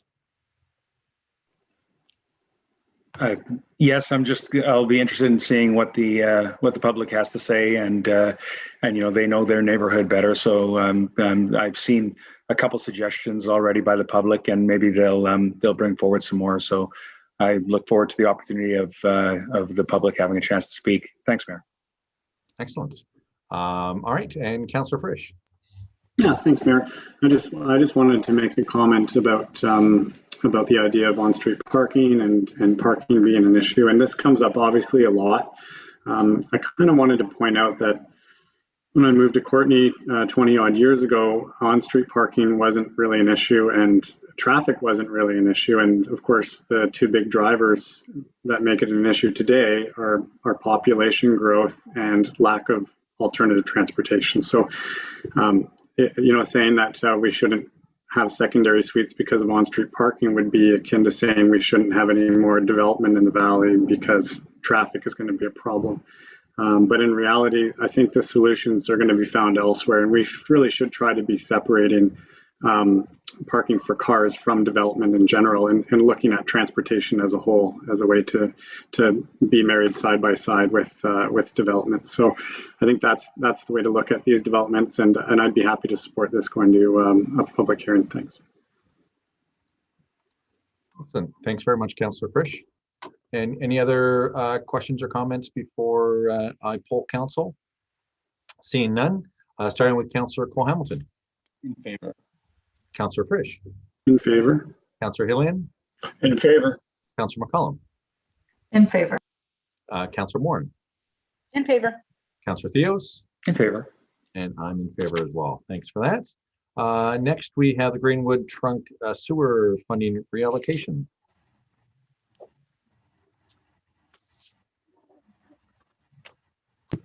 I can move this. Somebody like to move that? I'll move that based on today's staff report, Greenwood Trunk Sewer Funding Reallocation, Council approve option 1 and direct staff to reallocate 1 million from the New Works Reserve Community Gas Tax Funds into the Greenwood Trunk Sewer Capital Project Fund in 2021. And number 2, reallocate 492,500 from the prior year's sewer operating surplus, into the Greenwood Trunk Sewer Capital Project Fund in 2021.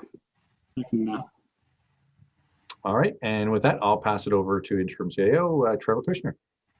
Thank you, Mayor. I will pass it over to Chris Davidson, our Director of Engineering Services, to summarize the report and take any questions that Council may have. Thank you through the CAO to Mayor and Council here tonight to present an update on the Greenwood Trunk Sewer Project and also to request a funding reallocation. So just for a bit of a summary, the Greenwood Trunk Sewer Project is approximately 75% complete at this point in time. Unfortunately, during excavation for the lift station, we did encounter a significant geotechnical issue, specifically an artesian aquifer. So remediation of the confining soil strata and further installation of the lift station will require additional funding.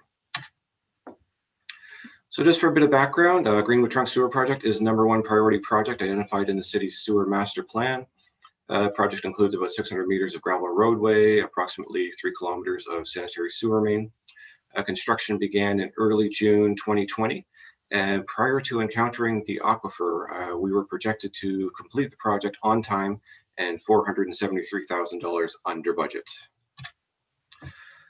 Unfortunately, on September 10th, during excavation for the lift station, we did encounter some significant groundwater, which we later came to understand was an artesian aquifer. So September 10th, during excavation, water began spraying from the excavation floor approximately 6.5 meters below original grade. You can see the top right picture here, excavation of the lift station hole. The excavation was immediately halted and a temporary 1.5 meter thick clay plug was installed. So the picture on the bottom left here, you can see this gray-blue marine clay being installed and sort of rolled into place there. Later, geotechnical sub-consultants advised us to allow the water level to stabilize, reach equilibrium so we could better understand hydrostatic levels in the excavation. So this is the image in the bottom right here, and you can see the excavation is completely filled with water. So the picture in the top left is the lift station. It's an FRP structure, a large plastic cylinder.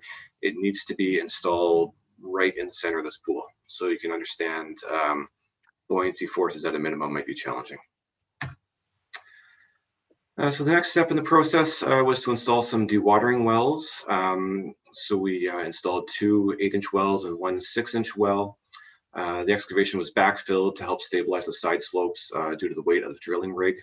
On October 10th, drilling operations began utilizing sonic boring equipment. We had to utilize sonic boring equipment because the ground pressures were too much for standard boring equipment. They couldn't seal the wells adequately. So wells were advanced to approximately 24 meters below surface, which took us well into the artesian aquifer. So geologic findings, top 3 meters are about what you'd expect. Standard fill, 3 to 6 meters, we found this blue marine clay, the gray clay you saw in the previous picture. It's fairly standard around the valley. Below that, we found a dense gray diamict, which is a very compacted silt sand clay combination. And then below 15 meters is where we encountered the quadrasands aquifer, which is the cause of all the problems in the project. So hydrogeologic findings, much higher than expected pressures were encountered as a result of the artesian aquifer. So we're experiencing around 200 gallons per minute from 2 8-inch dewatering wells. So that led us to assume a design pressure of approximately 10 meters above ground elevation. So just to be clear, this is a 33-foot tall column of water above ground level. That's the design pressure we're working against to resolve this issue. So I'm just going to play this video here, and I hope it comes through okay. So if you can see that's all right, you'll see water pouring out of a wellhead casing. So there's no pump in that well. That's just pressure from the groundwater pushing water up through the ground. So there's 2 of these well casings out there, and they've been flowing like that for the past 4 months straight. That's how much water and how much pressure we're talking about. So we believe the mechanism of failure was caused by the excavation. Basically, we reduced the overburden over top of the diamict and essentially allowed some fissures to open up and water to flow through. So required remediation, we need to replace the overburden pressures at the lift station location, and we also need to seal the fissures created in the diamict layer. So it's believed that this is the blue marine clay. It's believed that this layer is the sort of de facto aquitard. That's the layer that seals in the artesian aquifer. We believe that once we dug through the till and dug through the clay, we got down to the diamict layer. The result of removing this weight from up here allowed these fissures to open up and water to flow out. We didn't realize how much water pressure we were dealing with down in the aqua sands until we got the dewatering wells in. So that's why the water stabilized sort of at the top of the hole rather than flowing out as it was in the wellhead. So proposed remediation, basically we'll install some jet grout column walls surrounding the lift station to seal the diamict fissures and provide a dry protected work area. Then we'll install a structural concrete base slab. We'll install the lift station on top of that. And then underneath all of that, we'll install a very large grout block to replace the overburden pressures. So we're replacing the overburden pressures, and we're also sealing the fissures there to stop the leaks. Project schedule, so proposed schedule for all this work. If the budget reallocation is approved tonight, we'll proceed immediately into site preparation and dewatering, carrying us into April. Aquifer remediation would begin in April, carry on through May. Then we'd be back into the original work plan for the project, back on track with lift station installation, and we'd be working towards substantial completion, in July. Construction cost estimates. So unfortunately, it is a very costly remediation. So total costs to repair the damage caused by the artesian aquifer, we're looking at 1.96 million. This includes about a 10% contingency on completed works. The project was projected to be $473,000 under budget. So of course we will be applying that against this ask. So total budget reallocation requested, $1,492,500. So I'd like to just pause here and make the point that staff recognizes a very significant budget request. We wouldn't make this lightly. We wouldn't make this request unless it was absolutely necessary. The conditions encountered out on site are very, very challenging, both technically and from a number of perspectives. I'd like to add further that if these issues are not addressed correctly, if we sort of take shortcuts, the costs, both financially and environmentally, could be significantly higher. That's why we're recommending the methodology that we are. So on that note, I'm happy to take any questions. Excellent. Thanks, Chris, and really appreciate all your work on this and obviously the challenge of bringing this type of news to council, and obviously not what we're hoping for, but I think given the current situation, we unfortunately have to deal with the cards that we've been dealt. And with that, I'll pass it over to Councillor Frisch. Yeah, thanks, Mayor, and thank you, Chris. Certainly, this is unfortunate financially, but I have a question more environmentally. When we're done this whole process, will the aquifer basically be sealed up as it was before we punctured it? Thank you for the question. Yes, that's the intent. That's definitely the design intent. We're actually bound to do so by guiding principles from Engineering Geoscientist BC. So that's definitely the goal with all this work. Right. Well, that's really good to hear, because I know there's, aquifers are an important resource, and I don't know how this one's being used or if by anyone at all, but I think it is important that we remediate this, and it's unfortunately, it's going to cost us an extra $1 million, but I guess that's how the cookie crumbles, so to speak. Thank you. Excellent. And Councillor McCollum. Thanks, Mayor. Yeah, I mean, I think there's no question that we're in a position where we need to proceed with this and address the issue that's in front of us. I have a couple of questions just around how this impacts various reserves and how we're going to fund this additional cost. It was my understanding that when we received the budget last week that it did reflect the $1 million from the gas tax reserve. Can someone confirm if I've got that correct, or if it will be reflected when we see the budget again? I think I'll ask our CFO, Jennifer Nelson, to respond to that question, if I may, please, and thank you. Sure, thank you, Chris. Yes, so last week when we delivered the general financial plan for you, we did reduce the amount shown in the gas tax reserve so that we were reflecting the true balance. So when you could see where that reserve was going to land at the end of 5 years, it wasn't overstated. So that will reflect, that already does reflect that. And of course, you did already approve the sewer operating and capital financial plans late last year. So what we would do at this point in the budget process is we would take this amendment and revise those schedules to incorporate them into the consolidated, so that capital project shows that amount, and that the final consolidated bylaw that you receive reflects this adjustment. Great. That's the answer that I'd hoped for. I didn't want to hear that we had an additional adjustment to make to the budget that we saw last week. So thank you for that. And I guess my follow-up question would be, like I pulled up the a budget that we did approve for sewer, and our projected surplus. I guess my question is, how big of an impact is this to our projected surplus for the 2021 year? Is it going to be about $800,000 less than what we originally saw? So when we looked at the sewer financial plan last year, we did not take into account any additional surplus that may have been generated in 2020, because we still had a couple of months left to finalize the year end for the sewer financial plan. So really the amount in that financial plan was understated. The surplus was understated by about $500,000.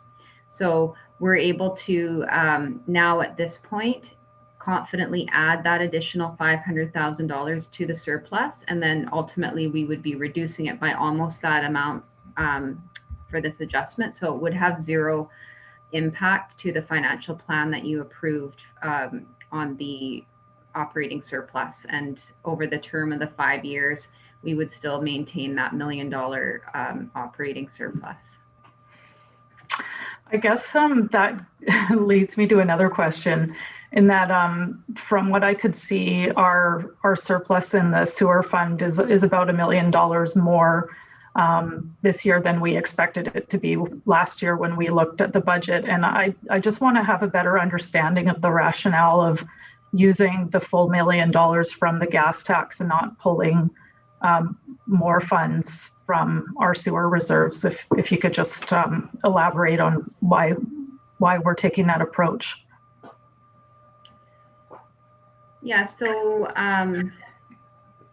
without having the financial plan in front of us to look at this point, it's a bit challenging to walk through numbers, but ultimately we took a look at the reserve balances over the course of the 5 years, and there really wasn't enough in the other reserves that we could have pulled from. It would have been really depleting, like our asset management reserve or any of those other reserves in the sewer fund financial plan. So pulling from the gas tax, which this project is a project that gas tax would qualify, we could use towards that without impacting those future year capital plans in the sewer fund, as well as the fact that we still have some of those master plans that are coming online, and there could be some further projects coming out of those. So we didn't want to deplete those specific asset management reserves in the and the utility reserve in the sewer fund. So there really wasn't a lot more to draw on within that fund. Okay, thanks. Thanks, Councillor McCollum. And next we have Councillor Cole-Hamilton. Thank you, Mayor, sorry if I could just jump in. Sorry, yes. Yeah, that's okay. Thanks, Mayor. A quick point of clarity. The reason, Councillor McCollum, that we realized so much operating surplus in 2020 was because of COVID. Because you recall that we had stopped our operational projects and we pulled back into essential services. So if there was any silver lining in COVID, is that we actually saved money operationally, which helped us contribute to this project. Thanks. All right. Thanks, Trevor, for that. Appreciate it. And next we have Councillor Cole-Hamilton. Yeah, thanks very much, Mayor, and thanks for the report, Chris. I wanted to just inquire, because it's an open meeting, we probably won't talk much about it, but I would assume that in a circumstance like this, we would look at insurance and legal remedies to see if we can recover any of the expenses that came about here. Is that something? Can we give any general sense of reassurance to the public that we are seeking to ensure that they're responsible for as little of this as possible? Yes, thank you very much for the question. We will be exploring all avenues available to recoup any costs we can for this issue. Thanks, Councillor Cole-Hamilton. And Councillor Hillian. Thank you, Mayor, and thanks to staff for the work involved. Obviously a distressing situation that we never like to see, but with large projects of this nature, there are sometimes things that go wrong, and yeah, we're paying big time for this one, unfortunately. I did want to just clarify the $1 million from the New Works Reserve. What would we likely have used that for if in fact this project mistake had not occurred and we had come in under budget? What are we going to be missing out on as a result of having to use those that $1 million for this purpose? Thank you for the question. I think I might defer this question to our interim CAO, Trevor Kushner, if I may. Thank you, Chris. Yeah, it's a great question. It's really the concept of lost opportunity, and essentially it'd be any project that the gas tax funding could have been eligible for, from new roads, cycling infrastructure, sidewalks, things like that. But if there's any clarity that Jennifer would like to add, I'd certainly pass it over, but I think that probably encapsulates it. It's really about lost opportunity costs. Yeah, that's what I expected. You know, we can't look to a specific project and say we're going to have to come up with new money for that. But essentially, if we don't have it available if we're spending it on this purpose, we don't have it available for other projects, and so we may actually find some challenges down the line that this creates for us. Thank you. Yeah, and maybe I would add that you recall that we'd listened to the very prudent and conservative advice from our Director of Finance to take that gas tax funding and put it away for a rainy day. And unfortunately, the rain just happens to be coming from the ground, not from above. Thanks, Trevor. Thanks, Councillor Hillian. And Councillor Theos. Thank you, Mayor. Yeah, you know, something called an artesian well, it sounds actually beneficial, but in this case, as mentioned, you know, it's a very costly circumstance and a very unfortunate circumstance to what is a really important project to Courtney's moving forward for the future, and especially East Courtney and projects that you know will be coming online. Really need this Greenwood trunk and the success of the Greenwood trunk. So there will be a time to celebrate later, but now you know, unfortunately, having to deal with this circumstance is actually kind of putting a little bit of cold water on that celebration right now. But I feel that in the long run, this is going to be such an incredible project for our community and such a very needed project. My question is in regards to, we were talking a little earlier about sealing this well up, so not to have effects moving forward. But once we seal it up and the infrastructure necessary, the added infrastructure necessary to seal it up. The question that I have is in regards to what would be the life cycle of that infrastructure that we're putting underground there in order to seal up this well, and what are the chances of that failing moving forward? Excellent question. Thank you very much. Life cycle of the infrastructure varies depending on which component you're talking about. The jet grouting proposed, I would say, at least 50 years, if not longer. Lift station, probably about the same, depending on wear and tear. If something were to fail, now that we do have the dewatering wells out there and we have a much better understanding of the geologic profile, it would be a lot easier to plan and design an appropriate response.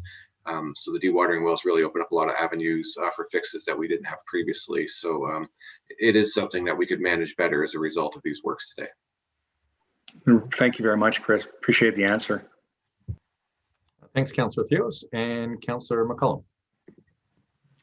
Thanks, Mayor.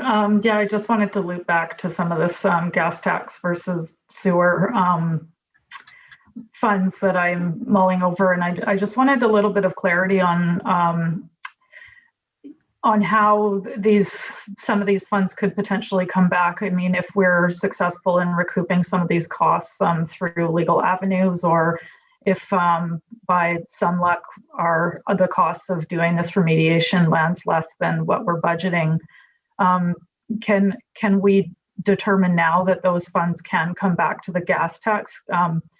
Because it's my understanding that our sewer is separate from our general, and once we've made this transfer of this $1 million out of the gas tax, how can we earmark any kind of differences in those amounts to make sure that they don't wind up in sewer, as we use our gas tax as our CAO has pointed out, for lots of opportunities, and it would be unfortunate not to be able to go ahead with other projects if we're successful in seeing some of these monies come back.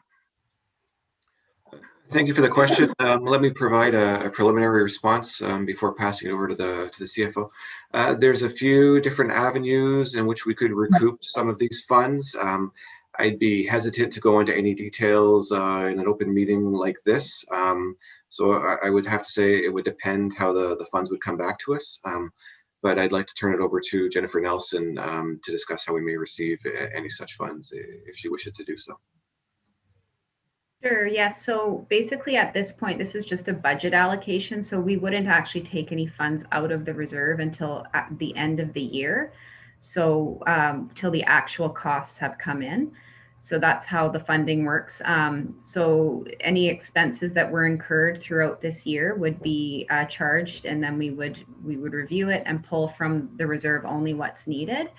If we were successful in getting some funds in another way through litigation or whatever that may be, we would bring that in as revenue in the sewer fund and apply it to this project as a source of funding. And then that would allow us to draw less from the gas tax reserve. But that, of course, that would all have to happen within this fiscal year so that we could wrap up for year end accordingly. And just, we also do have to do formal reporting to the province at the end of each year in terms of how we've used that gas tax fund.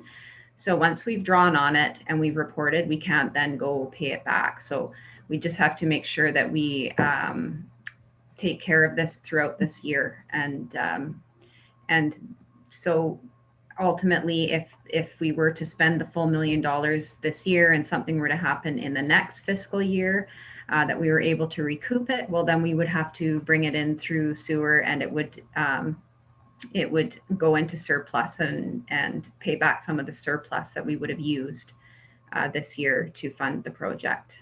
Hopefully that helps. It does. Thank you for the clarification. And we might be going down a path of into the weeds on some of this discussion that maybe we'll kind of keep it just to the actual request in front of us today, just because a lot of the other discussion is a bit speculative at this point at best. So, but thanks, Councillor McCollum. Councillor Frisch, or Councillor McCollum, were you done? Yeah, I just wanted to say that I'm not trying to speculate. I'm trying to understand the implications of what we're allocating budget for. So I think it's very much on topic. Okay. All right. Thanks. And Councillor Frisch. Yes, thanks, Mayor. And, you know, I really do appreciate the conversation. I think it's, you know, part of the conversation doesn't need to happen right here, but the part about funding, I think, is really important. And so the question I have is there a mechanism, and I guess I'm repeating the question a little bit, but is there a mechanism to borrow the monies and repay them? And one way I could imagine doing that, and maybe you could let me know what that would look like, is by actually increasing sewer fees marginally. I don't know if marginally would do it, but could we say charge a percent or 2 point higher, or $10, or however those fees flush out to recoup that $1 million over the next few years? And do you have any idea what those numbers would look like? Thank you for the question. I think I'll refer this to Jennifer Nelson again. Yeah, so there's a couple of things. One thing to keep in mind is you've already approved the sewer financial plan and already set the user fees for this coming year. So that we brought that bylaw forward to you, which has been adopted, and we've already incorporating that in our fees and charges now.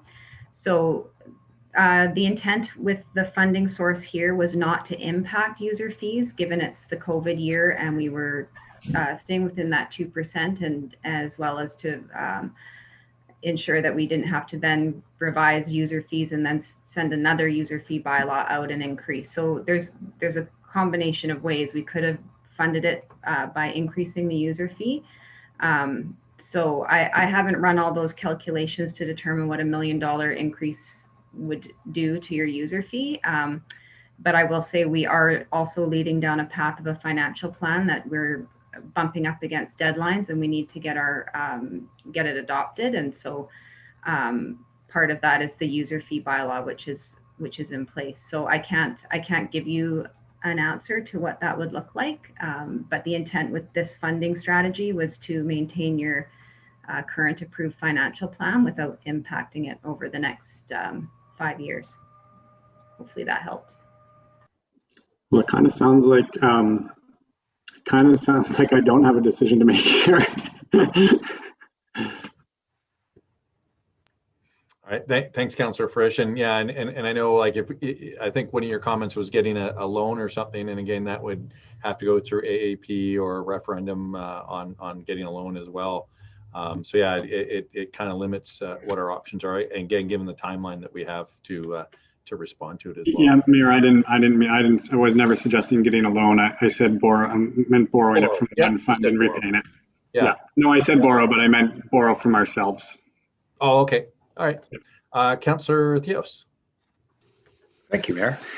The other impact of the other major impact of this circumstance here is in regards to the delay of the project, and this unfortunately has the consequence of a few months of a delay, and obviously the community that is in the building, the developing side of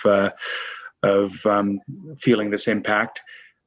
My question's in regards to the communication strategy that we have and that we're laying out, and I'm assuming, knowing how good our communication staff is that we do have a strategy moving forward. Would it be possible to just elaborate a little bit upon that strategy, please? Yes, excellent question. Thank you. Subject to approval of this budget reallocation, we will be communicating with key stakeholders, and we will do a media release announcing such. We have been in contact with some of the key stakeholders, neighboring interested parties, keeping them apprised of the situation. We've been a little tight-lipped in that regard, just because there was so much unknown throughout this entire process. But now that we do have a better understanding and pending approval of the reallocation, we can start to be more forthright with that information, and we're looking forward to being so. Oh, I really appreciate that answer, Chris. Thank you very much, and thanks for all you're doing. Thank you. Thanks, Councillor Theos. And Councillor Frisch. Yeah, thanks, Mayor. I was going to ask if, or what it would take to get those numbers, to see what sort of requisition we would need to in the sewer fund to compensate for this. What kind of time would that take? I understand there's a bylaw in play here that we've already passed. It would have to go out to the public and all the rest. So I think that part I understand. I was just wondering about getting the numbers. Thank you for the question. I'll refer that over to Jennifer Nelson, our CFO again.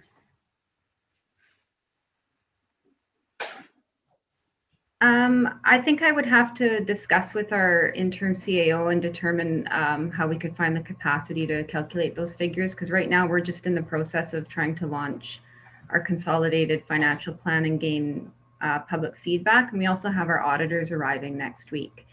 So we wouldn't have a lot of capacity to put to those calculations for a few weeks. So yeah, I would have to discuss with Trevor, and we'd have to get back to you on that. Okay, and I know we had a great news story last week about the 1.8% tax increase. You know, would it be something as simple as adding a 0.2% to get us partway there, and then looking at the budget next time around to try and compensate for this added expense and getting that back into those gas tax funds, sorry? No, this does not affect general taxation whatsoever. It's in a completely different fund that is funded by user fees and frontage tax. So, so no, it wouldn't. The general financial plan would not change. This is a separate fund. I mean, I understand it's a separate fund, but currently the money is coming from essentially gas taxes, which would eventually affect our general taxation anyway. So it's 6 of one, half dozen of the other. I'm just wondering if it's possible to increase taxes to go into that fund, or you're saying we have to change the bylaw no matter what, or? So these funds are pulled from a reserve that do not impact the general taxation rate in the general fund. They were sitting in a reserve that were not being utilized for any other project. So the balance was already there. It was not being used to fund other general capital projects. So there is no impact. If we put this money back in the reserve, there will be no impact to the current tax rate in 2021 in the general operating. So the money was just sitting in a reserve unallocated to any projects in our 5-year financial plan. Except as Councillor Hillian pointed out, we have quite a few unfunded projects. So, you know, it's kind of like, well, they were, but we just hadn't assigned them yet. But I do appreciate your perspective. Thank you. Thanks, Councillor Frisch. And Councillor Hillian. Thank you, Mayor. I just wanted to correct a comment that I made earlier on where I referenced this is a mistake. We've been given no indication that mistakes were made, so I think I'd prefer to characterize it as an accident. I just wanted to correct that for the record. I also wanted to encourage us to accept the staff recommendation here.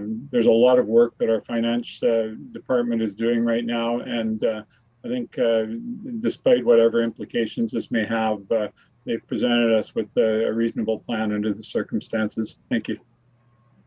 Thanks, Councillor Hillian, and I know Trevor's had his hand up a couple of times, and this has been a conversation we've had over the past few weeks, well, maybe even longer when we first found out about it. And yeah, staff have really put their mind to this. I think the idea, and I can't remember the number off the top of my head, but to raise taxes to make up for 1.5 million would be a lot. I think it's somewhere around 8% or something like that. And so, and there certainly are options, but as Councillor Hilling said, I think that that's what we've been presented with has been really well thought out. And Councillor Frisch, I saw you put your hand up. Did you have a follow-up? Well, yeah, I guess I'm just, I didn't have time to go, well, it's not that I didn't have time, I never thought to go back to the sewer fund and see what the balance was in the reserves. Is it possible to hear about those numbers, or is they're not at hand? Thank you for the question. I'll defer this over to Jennifer Nelson, our CFO.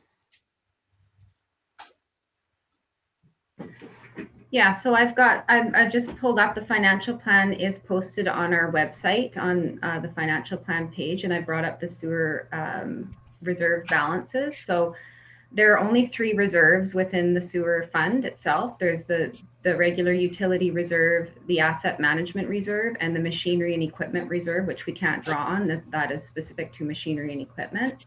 So really the only reserve that is available, and of course we do have DCCs, but there's only about 400,000 in those. So the sewer utility reserve over the 5-year plan, funding projects within that plan, lands at about 500,000 in total. And the asset management reserve at the end of 5 years is down to $430,000. So there are no, without completely depleting those reserves, there isn't anything additional to draw on. And then our unallocated prior year surplus at the end of 5 years is just under $1 million, which is a reasonable balance. It covers just about 2 months worth of operating expenditures.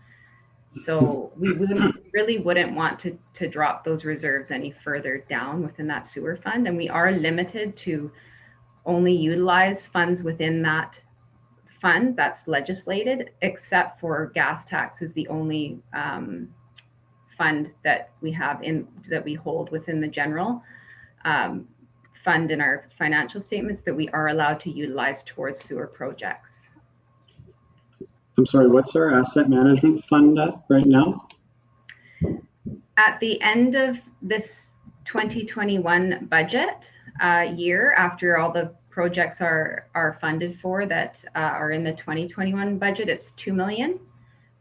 But then with other planned projects in from 2022 through 2025, it draws on the remainder down to 400,000 balance in there. Yeah, so I guess what the numbers I'm really looking for then are if we take $1 million from that fund, which leaves us short, what's the implication come 2022 to make that up in time to make those projects? That's kind of the number I'm looking for. Like, what do we have to charge on our sewer in the next bylaw to get back up to that $1 million extra that we need? Yeah, so that's a complex calculation that we would have to do further analysis around that and determine what projects could be pushed and there's a strategy for borrowing from a reserve and paying it back. This was a time-sensitive, urgent matter that we needed to address, and so the recommendation before you was the approach that we recommended. If there were, I mean, I would suggest if you want further information around this, that maybe we proceed with this, and at least so you're not interrupting the budget process, and we could always look to doing some form of an amendment down the road if that's what you choose to do. But at this point, since we are in the budget timeline, I wouldn't want to hold up the project process based on those calculations, because we'd have to sit down and pull out, do some calculations to provide to you what those impacts would be. Yeah, that sounds really wise, and I appreciate the suggestion. You're absolutely, I'm on the same page. I don't want to hold up the budget process nor the construction process. So thank you for that suggestion. Excellent. Thanks, Councillor Frisch and Councillor McCollum. Yeah, I just wanted to chime back in as well.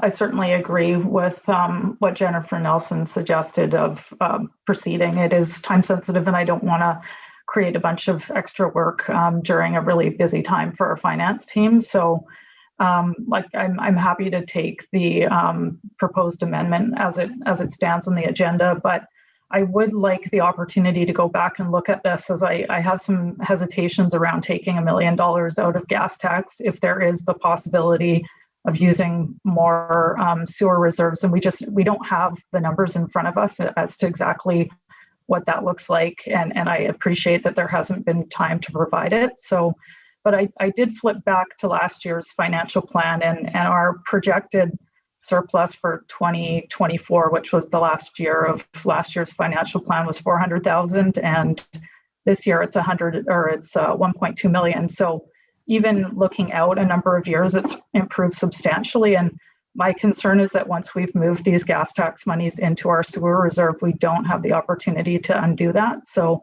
it would be nice at some point in the coming months to have a second look at that, at this, if that's at all possible.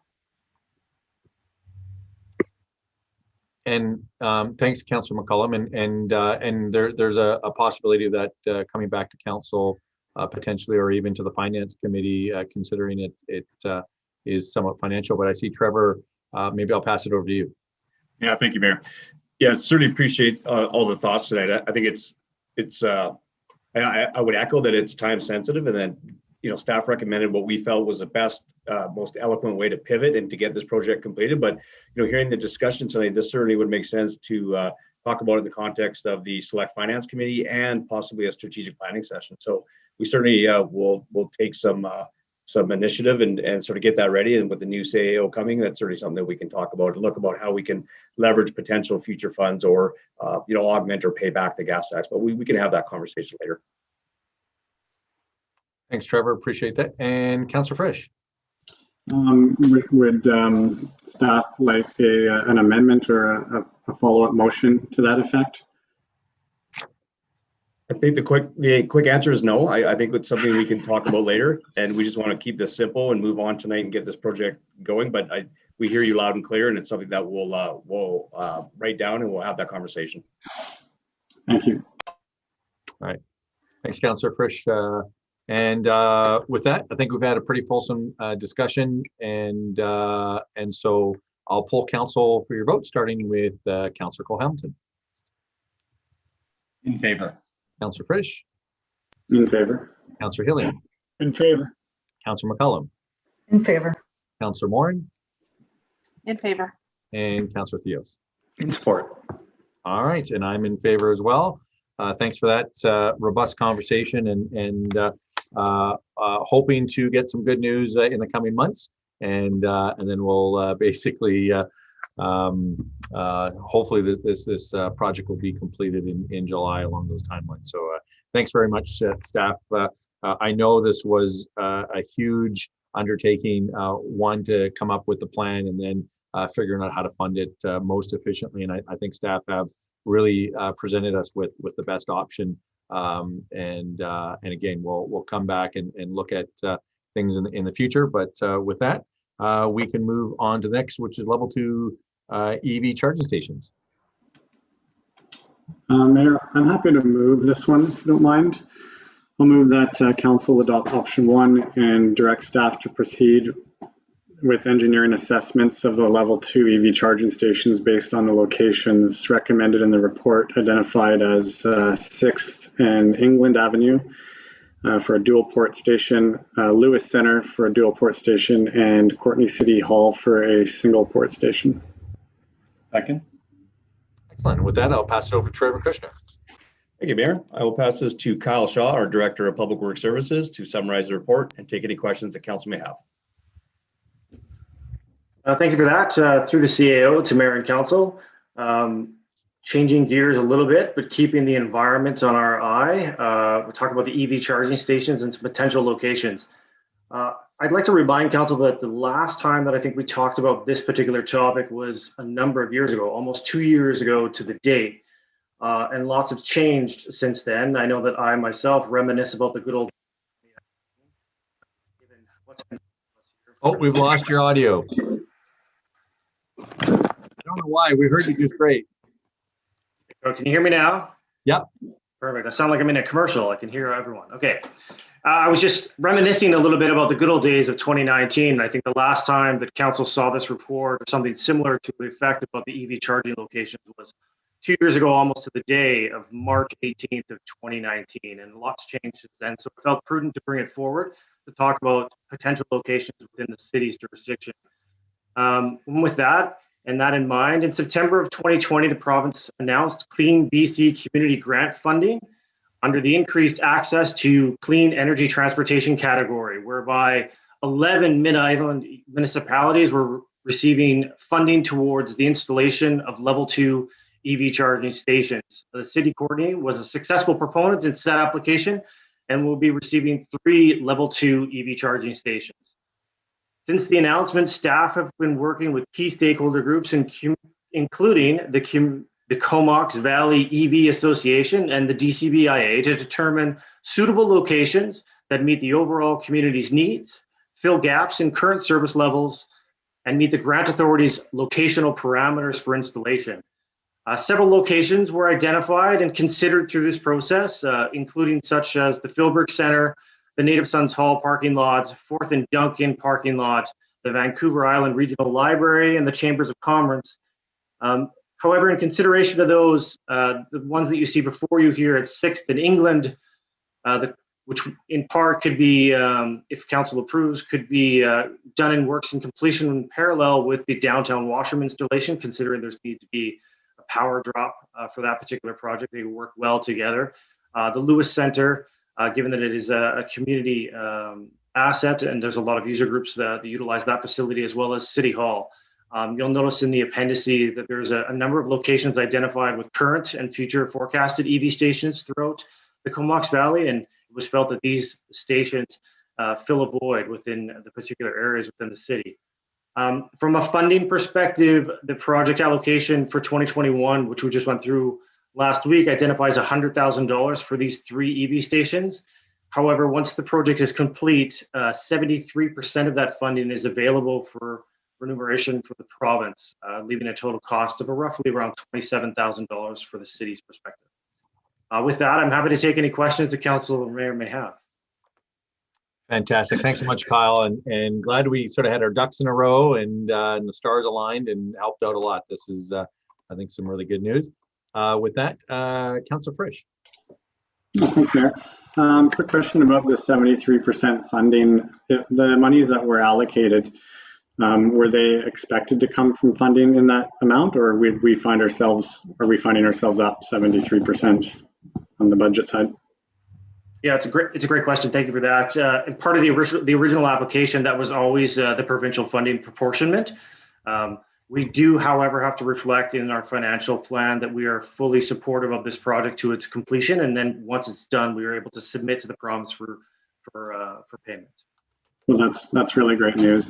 So obviously, I'm in support, not just because I drive an electric vehicle, but I see the benefits of them, not only for the the environment in some ways, but also for noise pollution and air pollution. It's a huge benefit for our downtown to see more electric cars versus internal combustion engines.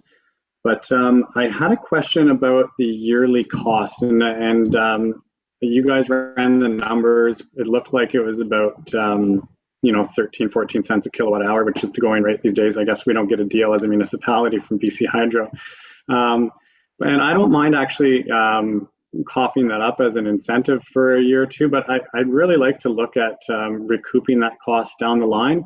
And I know that there's sort of a stated amount of 30 cents a kilowatt hour as being able to charge that out to customers. And I wonder if we might look at down the road of actually doing it at cost for a while as well, whether that's 14 or 16 cents or something, to keep that incentive up. I know it's always cheaper to charge at home, and if you do have to pay when you're out, it's not a ton of money, but is that possible? Do you guys know the workings of charging customers and how that flows through the city? Yeah, thank you for that. A great suggestion, and I think it's something to be considered in the long term. There is a commitment requirement through the grant authority that the power consumption for the stations is covered by the municipality for the first 5 years, and that's why it's reflected in this report. However, that does not preclude the community or the owners to charge a recovery rate and even a small profitable margin on that. However, we would need to work internally to create bylaws that support that type of motion. But it's certainly something that staff would consider as we move forward through this process. Yeah, I didn't hear you, but I read your lips, and that sounds great that we'll review this in the following years. And about the locations, of course, I was thinking we had a really great suggested location over by the Sid Williams, but I think the new ones are also really excellent. So I don't know if you have anything to say about why we moved away from that location. It's kind of like we're replacing City Hall instead of the Sid Williams, and that seems just fine. And I wonder if you have any reasons for that. Yeah, absolutely. Thank you for that. I'll try and speak directly into the mic. I seem to be having a few troubles here today. And really it was about a cost of installation analysis that was conducted by staff in anticipation of moving this forward. And that particular location was quite costly in terms of installation. And there's a bit of a cap, relatively speaking, in terms of the grant funding from an allocation perspective. They take the average cost of installation, and those are the expected funds that are contributed on behalf for the installation. And anything that's above and beyond that would be expected that the municipality would cover those costs. And so that particular location versus City Hall, it puts City Hall in a much higher category in terms of implementation within the cost of the yeah. Makes sense. And I know that if you put it on the side of a building, you can save a lot of money. And so a little dig for the mayor, maybe he wants to give up his parking spot. It's pretty empty anyways, but thanks, Councillor Frisch, for that. Next, we have Councillor Theos. Appreciate it, Mayor. Yeah, my question was also in regards to the component of the costs. The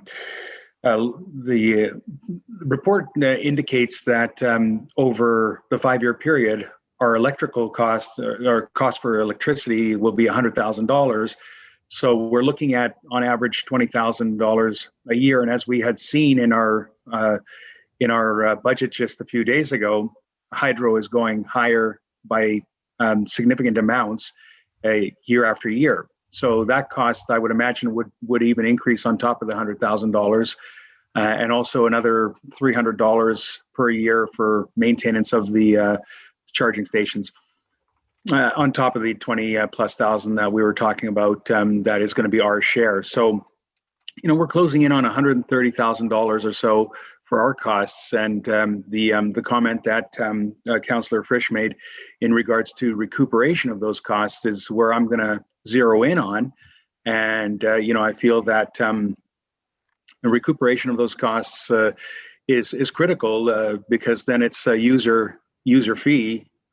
Which in this case will mean that the people directly getting the most benefit and impact will offset the cost to each and every citizen of our community. And I believe there's great value in that in this case. So my suggestion would be that that we also bring this concept forward to the Select Finance Committee and have them work on coming up with a fair and equitable number moving forward that's going to assist our costs and our citizens' costs with this project.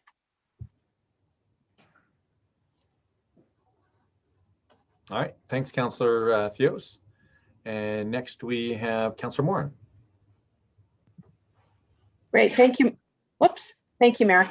I thought I have two questions. The other location by the SID, I thought that we were running into also some accessibility issues around possibly taking one of the handicap, for lack of a better word right now, handicap parking away. I thought that was another reason we moved away from that location. Anyway, I guess in terms of the charging or the having a fee for service or whatever, I think that is something to look at down the road for sure. I guess it also brings up, though, we don't charge for parking. So actually incentivizing, is that the word?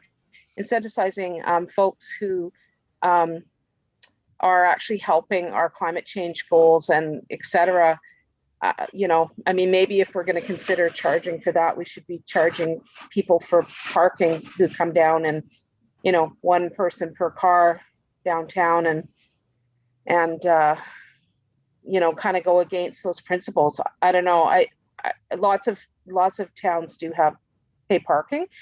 Anyway, it just seems like, again, a sort of an equity thing. And if should we be rewarding people for, or sorry, penalizing people for actually helping the environment and all the other benefits that come with having an EV? Just a point that I'm making there. And is that correct about the accessibility issue for the SID? Yes, thank you for that. There are a number of accessibility stalls located at the SID, and I believe there might have been some adjustments made. These stations would require, the dual port would require that we would dedicate 2 spots specifically to EV, which would require that we'd move potentially some accessibility stops. Would ultimately be a reduction in normal or regular spots. However, the locations that are predetermined now here would not have an impact. And honestly speaking, as we make those considerations, those determinations for those locations, those other type of accessibility stalls are given consideration as part of the installation, and obviously priority for those as well, as well as any other stalls that may be impacted in terms of shifting and moving. So we want to do our best to be as equitable as possible through the distribution, but also providing EV stations from an accessibility perspective in particular areas that they're located. That's great. Thank you. Thanks, Councillor Morin. And Councillor Frisch. Yeah, thanks, Mayor. I kind of just wanted to hone in on what Councillor Morin was saying, because I think it's really important to understand that you know, the people benefiting from electric cars, in fact, is the general public. And if you've ever been downtown on a hot sunny day, walking the sidewalk and had to breathe the idling air of the vehicles, I think we'll benefit a lot by having you know, zero emission cars driving around. So there is a huge benefit, and that's on top of all the other things that Councillor Morin mentioned and that are perhaps more obvious. So just wanted to point that out. Thanks. Thanks, Councillor Frisch. And I don't see any further comments. And again, thanks to staff for working on this and getting things sorted out and finding the best locations, the most cost effective, et cetera, that are going to be very effective. And I think with that, I'll go to council, starting with Councillor Cole-Hamilton. In favor. Councillor Frisch. In favor. Councillor Hillian. In favor. Councillor McCollum. In favor. Councillor Morin. In favor. Councillor Theos. In favor. And I'm in favor as well. Thanks so much for that. And next we've got the Comox Strathcona Waste Management Organics Compost Project. Just for you, Mayor, move a seat. Second. Thanks for that. And I'll pass it over to Trevor Kushner. Yeah, thank you, Mayor. I think this is a bit of good news. It demonstrates that the facility is underway, and certainly in terms of design. And of course, we're looking forward to completion of that so that the City of Courtenay we can then take our organics to that facility. Just to give council some comfort, we are well underway in our solid waste service review. And of course, you recall that is to understand the true impact, the financial impact of the multifamily and commercial collection on our solid waste program. I will also say that with this letter, I've now re-engaged with the other communities, Campbell River, Comox, and Cumberland. And we meet every 3 weeks and we discuss the potential of synergies and economies of scale with a potential RFP for joint collection systems. There's a lot of nuances here and a lot of decision points that will come in the very near future for council. Some of those will be collection styles, semi-automatic, automatic, bins, the amortization of bins, and all that. There's a lot of decision points, but just know that for your comfort that staff have got this under control and we're well underway in hopefully realizing some organic pickup curbside in the very near future. Excellent. Thanks for that. And I'm looking to see if there's any questions or comments, but I don't see any. But again, really excited to see this coming forward. It's been many years. I know when I first got on council and asked a question about moving a garbage pickup to every 2 weeks and recycling to every week, the answer I got back, over 6 years ago was it really hinged upon an organics program.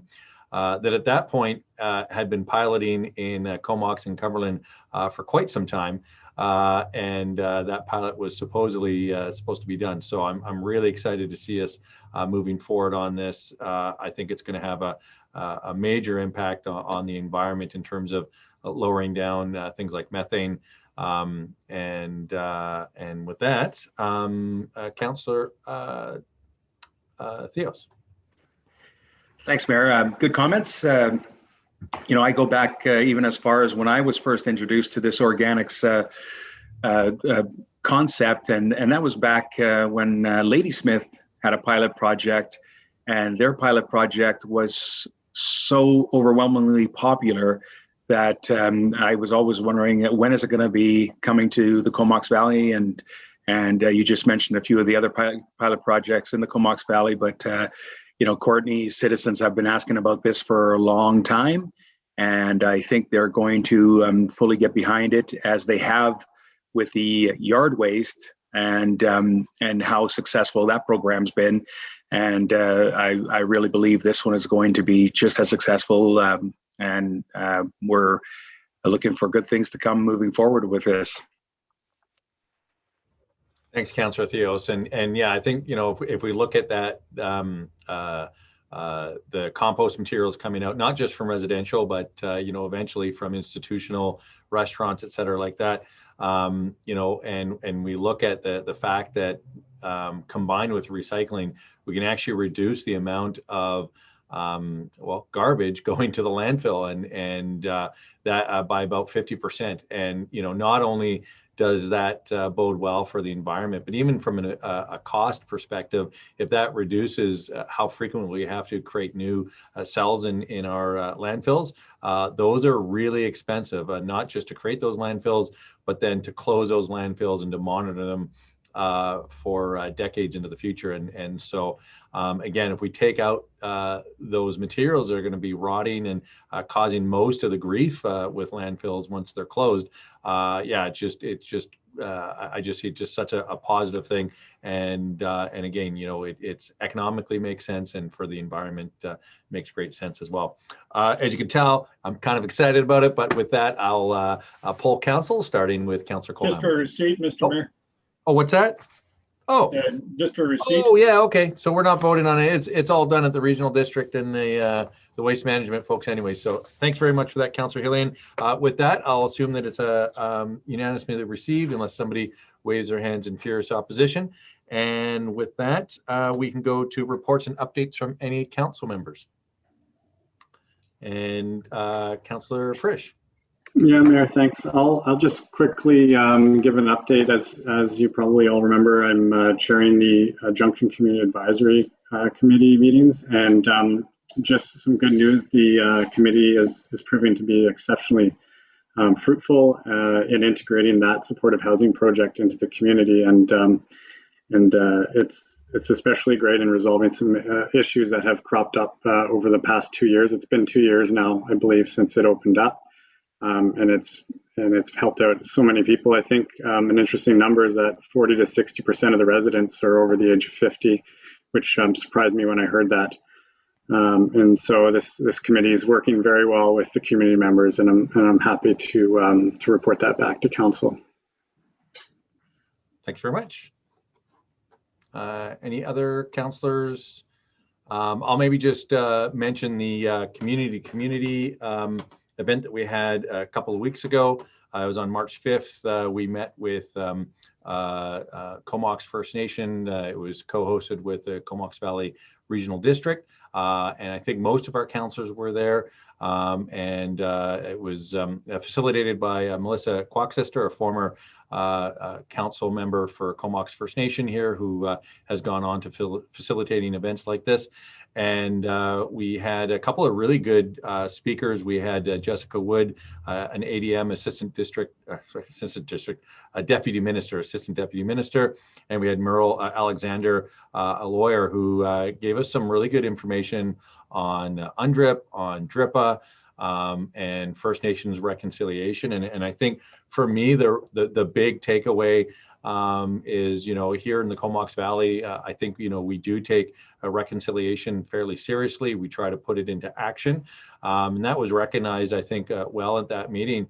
And one of the questions that I think came up a couple of times, or trying to like dance around the fact that, as local government leaders, there's things that where we interface with the First Nations, and yet we're kind of our hands are kind of tied with provincial and federal legislation and how we're supposed to interact, and I think, at least how I interpreted the answer is really just to keep pushing the envelope, do what makes sense, do what's right, and really, that will help push the provincial and federal governments to do the same. And so yeah, it was a great meeting, and I want to thank the councillors that came with to that event, and also Kate O'Connor and Ian Buck were there as well.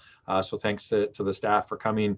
Again, I think it's really important not only to have those the political folks there, but to have the staff who are going to be really executing the vision of council. So and with that, I don't see any other comments or questions, so we'll move on to bylaws. Mayor, I'll move that zoning amendment bylaw number 2986, 2021, 2129 Blue Jay Place, a bylaw to amend the zoning bylaw to rezone property from residential 1 to residential 1S zone to permit the addition of a secondary suite, pass first and second reading. Second. Excellent. And we've discussed this a bit. So any further questions or comments? Seeing none, I'll poll council, starting with Councillor Cole-Hamilton. In favor. And Councillor Frisch. In favor. Councillor Hillian. In favor. Councillor McCullum. In favor. Councillor Morin. In favor. And Councillor Theos. In favor. And I'm in favor as well. That's unanimous. Thanks everybody for that. And we have one thing left. Move adjournment. Second. Excellent. All those in favor? Any opposed? I don't see anybody opposed. I think we're all good. Thanks everybody for your time today. I said to my wife we'd be done at 6:30, and here we are, 6:31. So thanks to everybody. And I think we still had a very robust conversation around everything. So everybody have a great night.